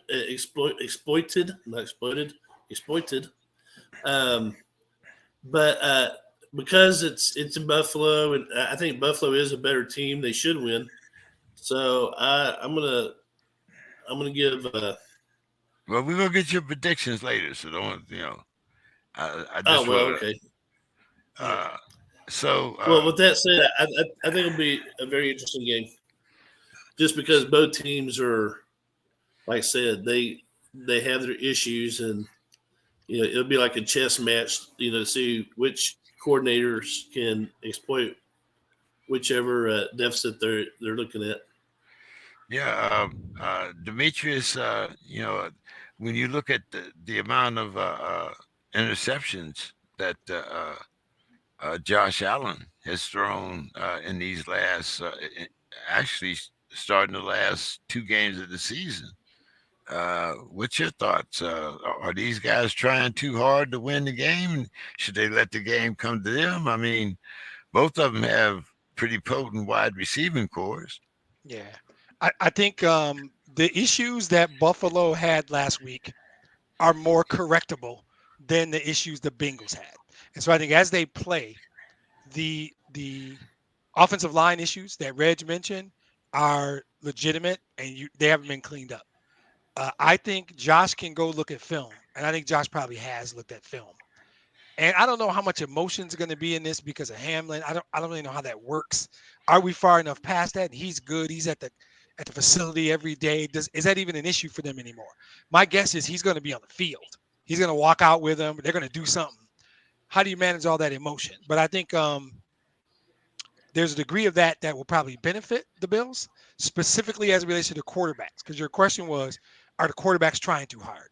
Well, the answer last week was yeah, both of them, right? They were trying hard for different reasons, but both of them were. And I think the ability to, as you put it, let the game come to them can be more easily accomplished by Josh Allen than Joe Burrow, because Joe Burrow is missing talent in front of him, and he has to do a lot. So I think, they both will play better. The term "let the game come to them" will be you'll see more of that from Josh, I think, this week than Burrow. Demetrius, I'm going to stick with you because I didn't get your take on the Cowboys question. How impressed with you? With the Cowboys' performance? And do you think that TB12 hangs him up, or do you think he'll be in another uniform? I think this guy gave up his marriage for this, so he's going to play more. Again, somebody's going to pay him. Take your pick. The Jets might try it. That feels like a New Yorkie thing to do. Somebody, Indianapolis might try it. That's their deal. Right in line. Phillip Rivers, Matt Ryan. Who's next? So somebody's going to ask him. Somebody's going to say, oh, my God, Tom Brady can be our quarterback. And he is so addicted to this game that, to Don's point, I'm pro-marriage too. He gave up his marriage for this game. So I think he still thinks he can play. I think that the great philosopher LeVar Ball once made a statement that fits with Father Time. Never lost. Father Time is never lost, right? And that's what we're seeing. Don said it earlier. The Cowboys are simple. They go as Dak goes, and Dak played very well. If Dak plays the way he played last week, they might be in the Super Bowl. In fact, I will be willing to say they're a tough out if Dak plays that way. You can fix that kicker. You better fix that kicker situation, right? If Dak plays that way, which basically means no interceptions, be smart with the football, and do what you can do, they can beat Philadelphia in Philadelphia, absolutely, especially if we don't know how Hurts is doing. So as much as a lot of people are going to struggle with it, Dallas could very well be the best. They could be San Francisco. If Dak plays that way, yeah, I think that's going to be a great game. So shorter answer to your question, very impressed with Dak, and that equals impressed with the Cowboys because they revolve around Dak. And Brady should have hung him up 2 years ago, if you ask me. Went out with a ring in Tampa. That would have been a cool way to leave. But now he doesn't sacrifice everything else that matters in his life. So to hell with it. Play more, man. I don't really care. I hope your team's on Detroit's schedule. That's all I got to say. Hey, Don, who had the worst game? Who had the worst game, Maurer or Zeke?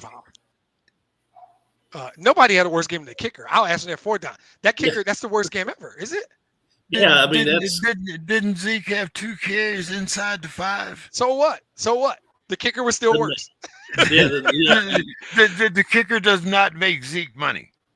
I'm sorry. So that ain't the question you asked, though. The question you asked was who had the worst game, right? Okay, it's the kicker. He had the worst game than everybody.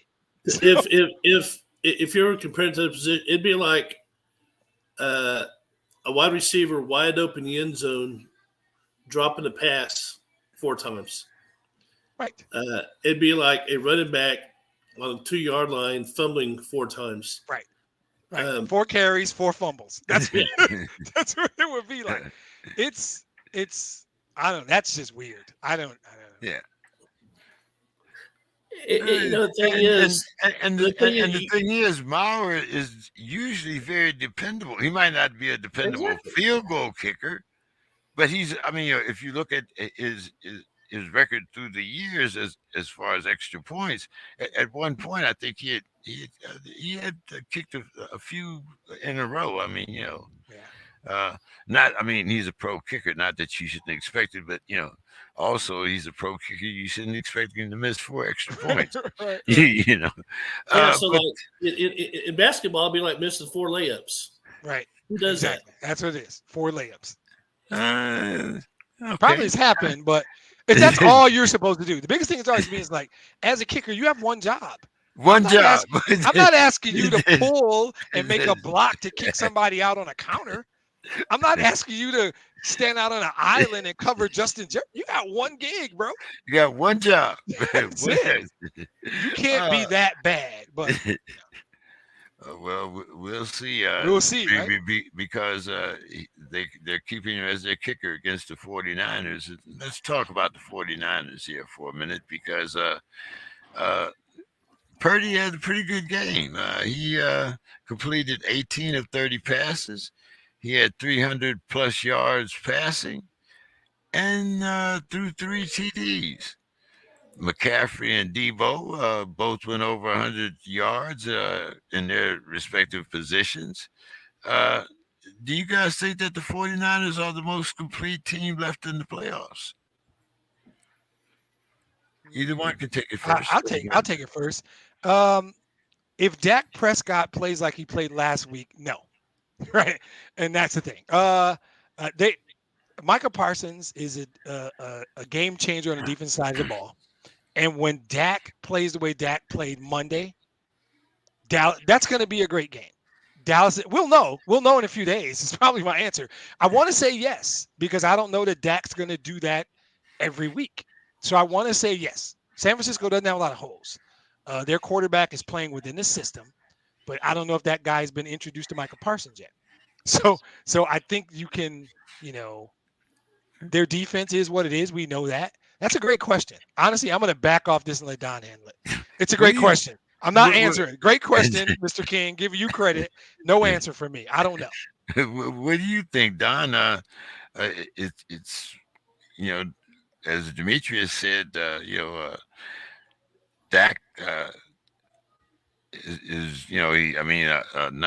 but Purdy hasn't been introduced to 11 from heaven, as Skip calls him. But then again, I'm not sure if Dak is familiar with Mr. Bosa either.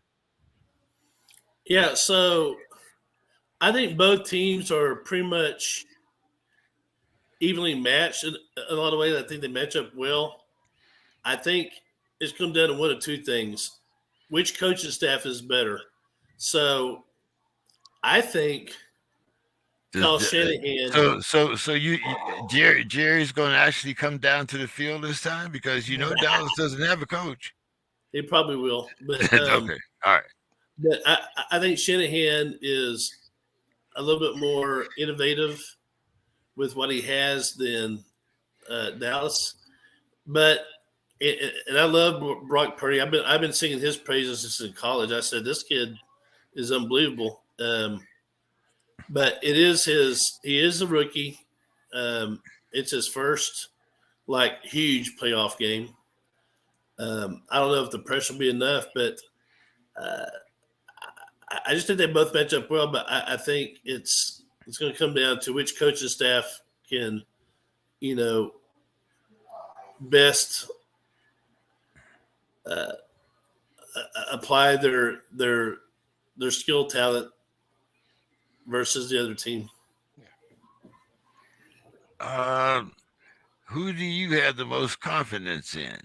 I'll put it like this: Zeke and CeeDee Lamb, or McCaffrey and Debo? I'll go with McCaffrey and Debo. I don't think that necessarily means San Francisco wins the football game. So I want to make sure I'm answering the right question. If I got a fantasy league and I get to choose one of those sets, I'm taking McCaffrey and Debo. I don't know that means Dallas can't win the game. I don't know where I sit. I was being honest with you. I don't know where I sit on this game. I'm surprised the spread is what it is, and we'll get to picking it in a minute. Answer your question is, yeah, I like McCaffrey fit into that system so much better than I thought he would. He just plugged right in and is a perfect fit for what Kyle Shanahan wants to do. And he stayed healthy. So that was one of the better trades I've ever seen. I would take McCaffrey and Debo, given that question.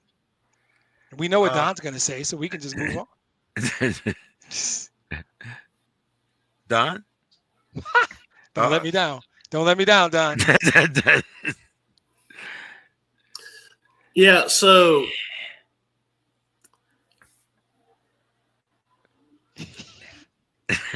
he's trying. Zeke and CJ is what you want to say.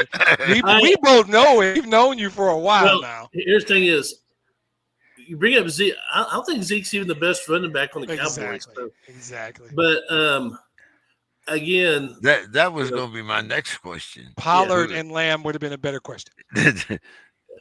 But I think Debo and McCaffrey, I would give them a slight edge. Now, if you put Pollard in there instead of Zeke, I might go Cowboys. Okay, well, let's talk about that particular combo for a minute, just because we've all talked for the last 2 years about Pollard and Zeke, and we both, I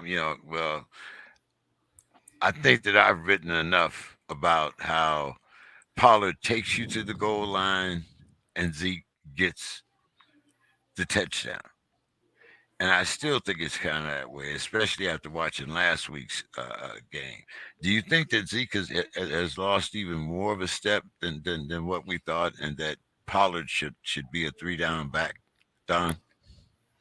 Well, I'm going to go ahead and say what's been unsaid. I'm going to go say the quiet part out loud. Zeke Elliott is probably the most overrated player in the NFL. Whoa, that is a hot take this late into the show, but I'm listening. Now, Zeke, 3-4 years ago, I think he was legit, but the current Zeke, he's lost a step. Pollard's a better running back. He's a good running back, but everybody's like Zeke this, Zeke that. Zeke's a little overrated, guys. I don't disagree with you. I don't disagree with you at all. He's the second best running back on the team. Yeah. And I think there's a study. There's a study that's really, really reliable. And I feel like the number is 1,000 carries. 1,000 carries. Once a running back gets 1,000 carries, his productivity plummets. It doesn't casually drop off. It plummets. And I felt like Zeke hit that number shortly after he signed his big contract.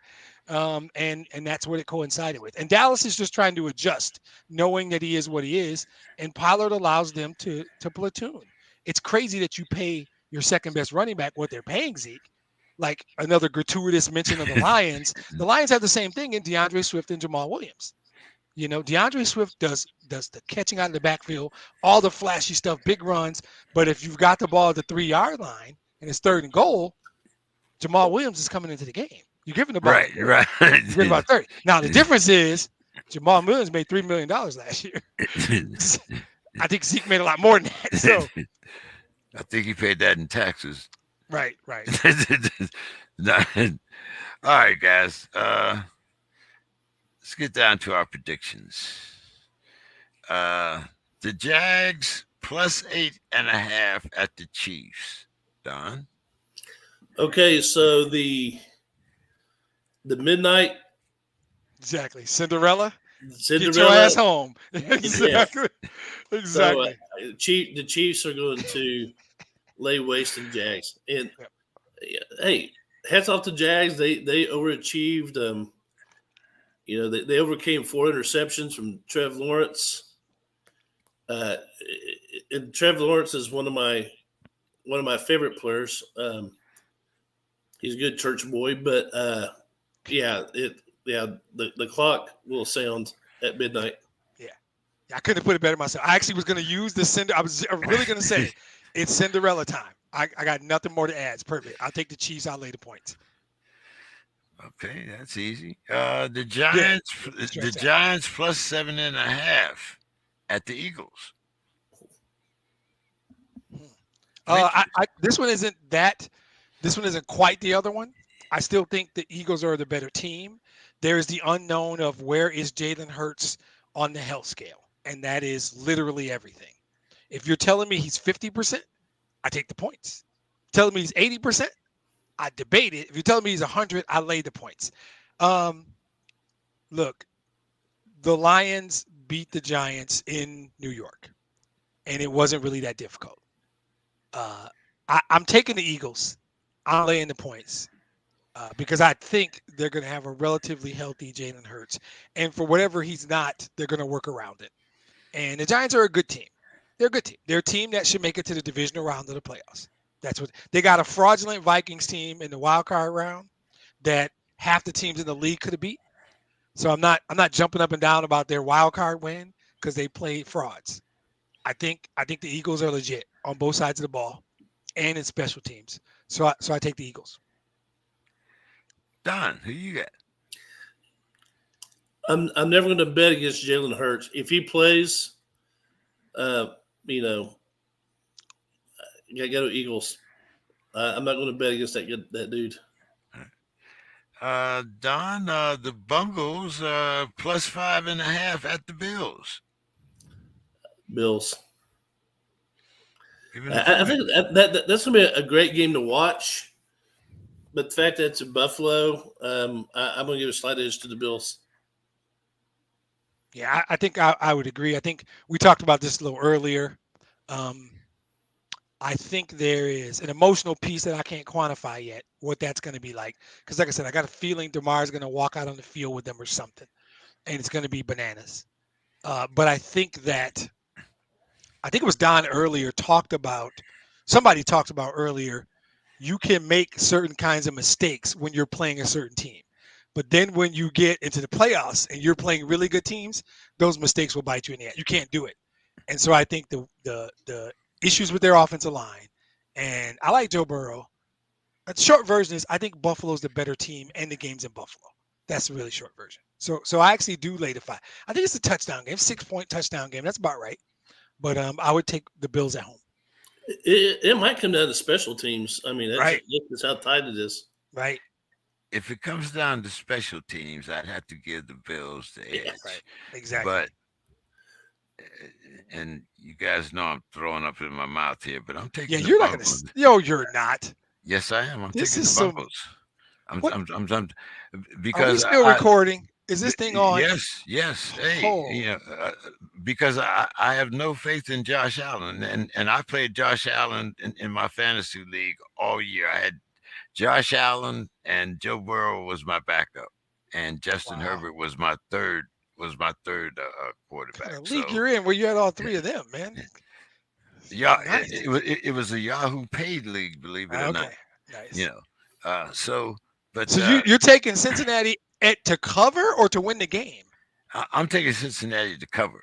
Okay, all right. I'm taking them to cover. So you just think it's going to be a close game, some kind of field goal, right? 3-4 point game. Okay. Right. I think unlike Maurer, I think this game might come down to who's going to be the best kicker, whether it's going to be McPherson, who I don't think has missed a field goal or an extra point this year. It's going to be McPherson. They're better because he's better than just about everybody.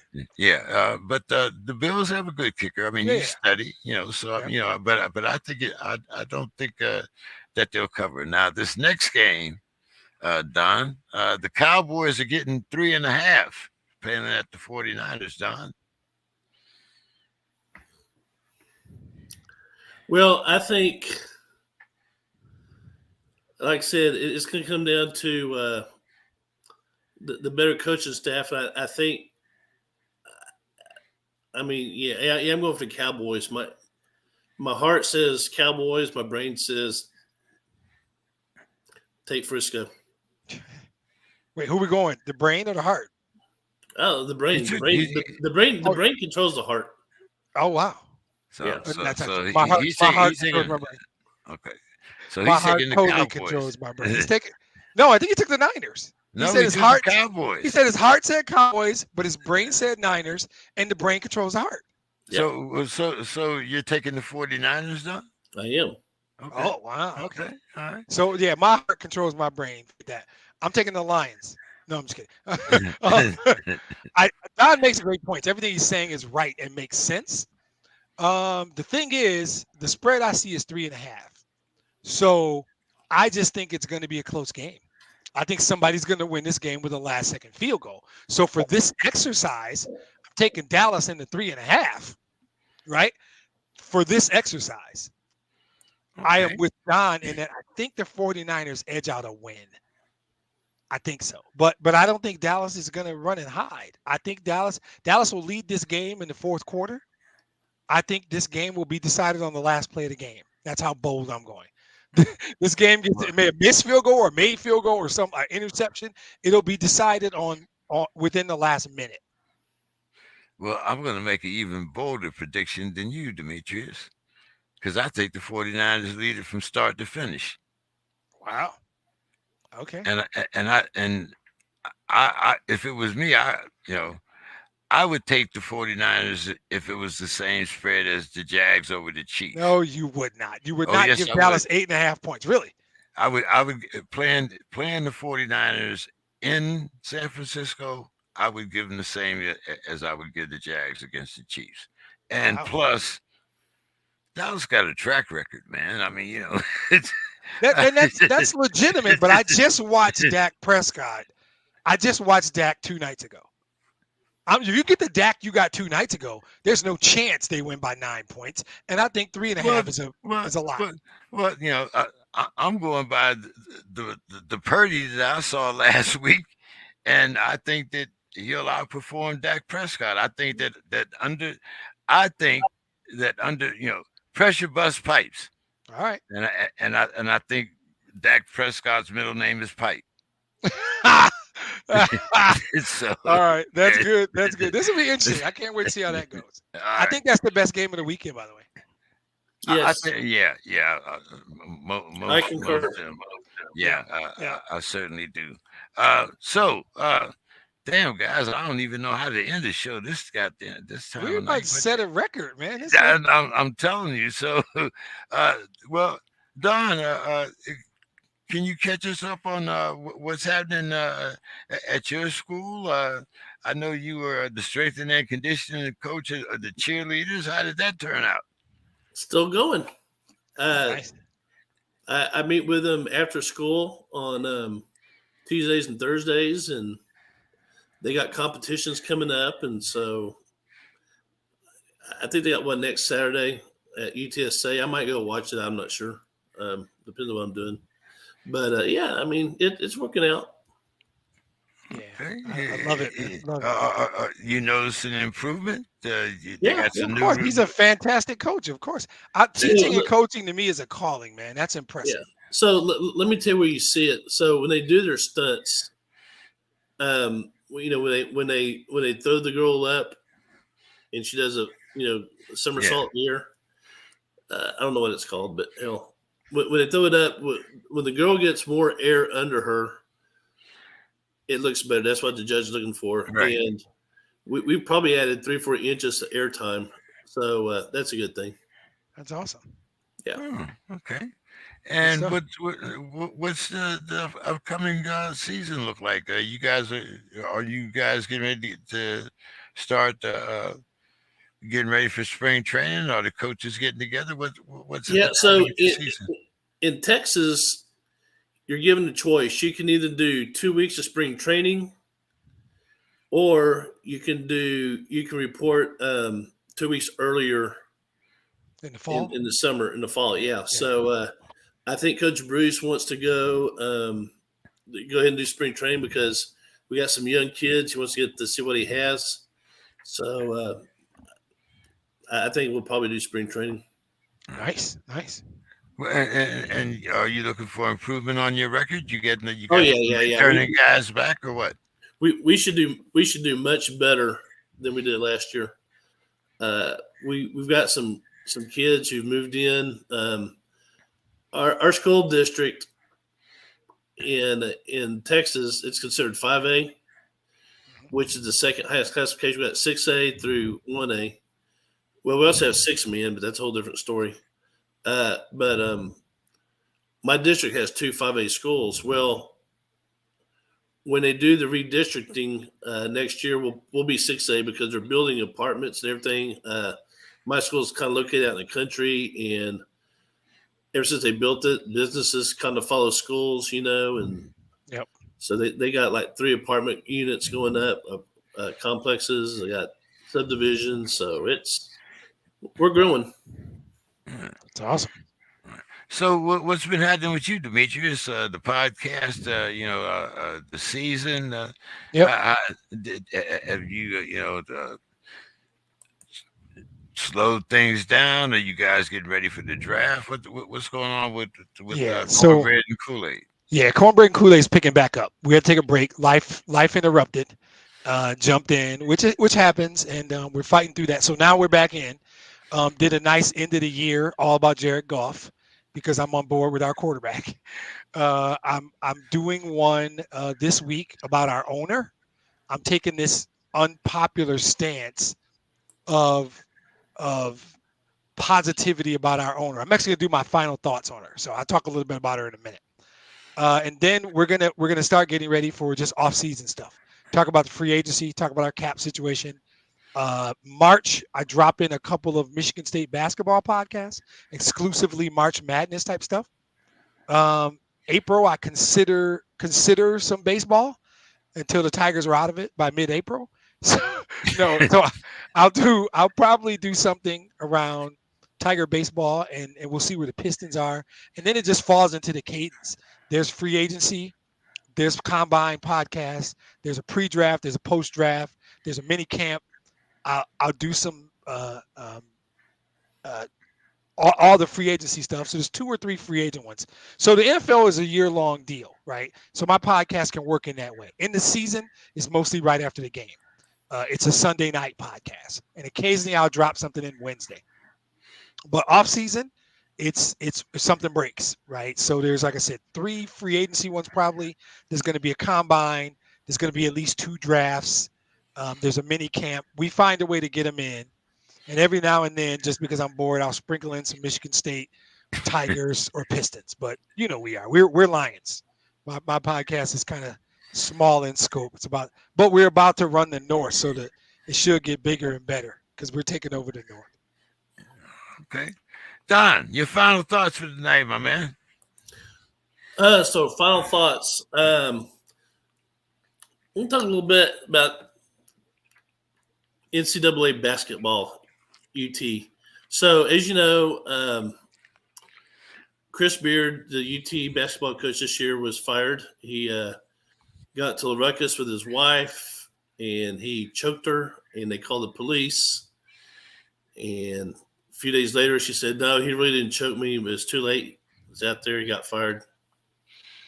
And, people in Austin, half are, don't fire him because he hasn't had a trial when he's still out there. He hasn't been convicted of anything. The other half's like, well, no, it's too much bad publicity, whatever.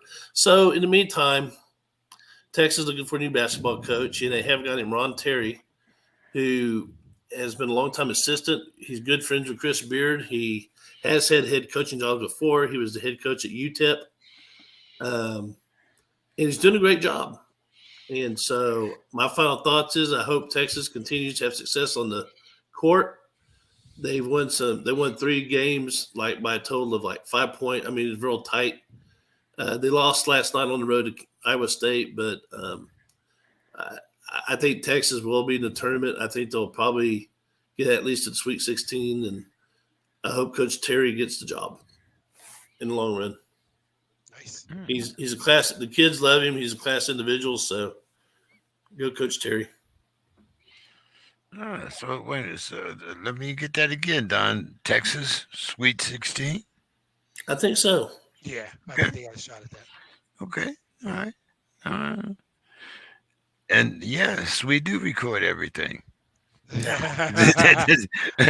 including me picking the bungles. So on wax. Hey. It was on wax when I picked the Steelers 7-10 and ate this big pot of crow. So. Right, but you manned up and you apologized to Mike Tomlin on the air, and I respect that. Hey, and I never called for him to be fired. Right. So, Demetrius, your final thoughts, my man. Yeah, so you guys know who I am. I just said it. I'm a Lions guy, first and foremost. We, as sports fans, I can't speak for all sports fans. Lions fans historically have a relationship with the ownership group that has not been good, right? Some of it is because of who they are, in my opinion. It's the family with the last name Ford, and that's not coincidental. It's the Ford Motor Company. So William Clay Ford, the grandson of Henry Ford, owned the team. I want to say sometime in the early 60s until he passed in the 05-ish, 06-ish time frame, maybe a little later. And then his wife, Martha Firestone Ford, yes, a Ford married a Firestone. Guess how well they did, right? She took a different approach. It wasn't successful. She ran the team for 7-8 years, but I'm going to say 20, their daughter, Sheila Ford Hamp, took over. And I am going to do the unthinkable and literally just compliment the hell out of my owner, right? I didn't dislike Mr. Ford or his wife, but when you see something and you know it's different, you got to acknowledge it. And it's not a cool thing to do for most teams, and certainly not in Detroit. I've done this on I'll continue to do it. I'm telling you guys, this little lady, and I don't say that disrespectfully, she's very small, right? She's going to have to hoist the Lombardi in the next couple of years, and somebody's going to help her hold up that damn trophy, because everything she's done since she's taken over, she's nailed it. She's hit home run after home run. And so when they beat Green Bay last Sunday night, and Dan Campbell, our head coach, because she set a culture. People say, oh, Dan Campbell's got that. That started with Sheila. And I say that respectfully because I don't want to keep saying 3 names. We're not friends or anything, but I want to be friends with her, so I'll just call her Sheila. She set the culture. That culture starts at the tippy top. It's not just she got lucky, hired Dan Campbell and Brad Holmes, and they're doing everything right. She had a vision. She had a strategy. She knew what she wanted. And she hired 2 really good dudes along with a bunch of assistant coaches, and they're doing this thing right. So when they're in the locker room, Dan Campbell, after every win, gives a game ball to a player. And he did the whole thing. I don't remember who got the game ball. Maybe it was Jamal Williams. I feel like it was. He broke a Barry Sanders record. Great dude. Love Jamal Williams. And he looked at the guy and said, I need another game ball. Right? And he turned, and Sheila was standing right next to him, still in her parka because it's cold as hell in Lambeau. And he looked at the guys and said, guys, we got a good one. We got a solid one. We got a and he was genuine. He wasn't sucking up to his boss. And he said, we're going to give this game ball to her. And 60 plus grown men in the locker room went bananas, right, for their owner, right? So she took the ball. They start chanting speech, speech, speech. She didn't give a speech. She said thank you. And then she said just a simple little deal. And it's about to be a T-shirt. All roads come through Detroit. That's what she said. That's her, like, as ballsy as you could be, just say, okay, we didn't get in this year. The refs screwed us in Seattle. Going forward, all roads come through Detroit. And they blew up. The room blew up. That's the kind of owner you want. I dig our owner. I like the owner of the Pistons a little bit. Decent guy doing some smart stuff. And but this owner gets it. And I'm convinced now that when your owner gets it, you got a shot. I don't care what people think about Jerry Jones. Jerry Jones wakes up every day thinking about, how do I make the Dallas Cowboys better? Every single day, whether he's on his yacht, whether he's on a farm somewhere, every day. And you don't have to agree with him. He doesn't always get it right. But I feel like every day he wakes up thinking, what can I do to make the Dallas Cowboys better? Right? I think we got the owner. Right. So I want people to know who this lady is, because I just think she's badass. And everything she's done since she took over, I've agreed with. And I get feedback on my podcast. Why do you suck up to the Fords? I don't care about that. I see what I see. And the Detroit Lions we're about to have the best era in Detroit Lions history in the foreseeable future. The next 3 to 5 years is going to be the golden age of Detroit Lions football. And it's her. Yeah, it's Dan Campbell. Yeah, it's Jared Goff. It's players. Brad Campbell for sure. All starts at the top with her. So I want people to know who she is. Mr. Karras, yeah, he did say that. Yeah, he did. Yep. Alex is calling. Yeah. I think we got one of the best owners in football, and few people know who she is. But it's time to get to know. Hey, great show tonight, man. Great, glad to absolutely, have guys. some new energy. Like I said, I think Mr. Scott might be ducking you, but He's hey, scared. Tell him I'll take a week off if he needs to get back. If that's what it takes. I'll take a week off for him. I don't want him running forever.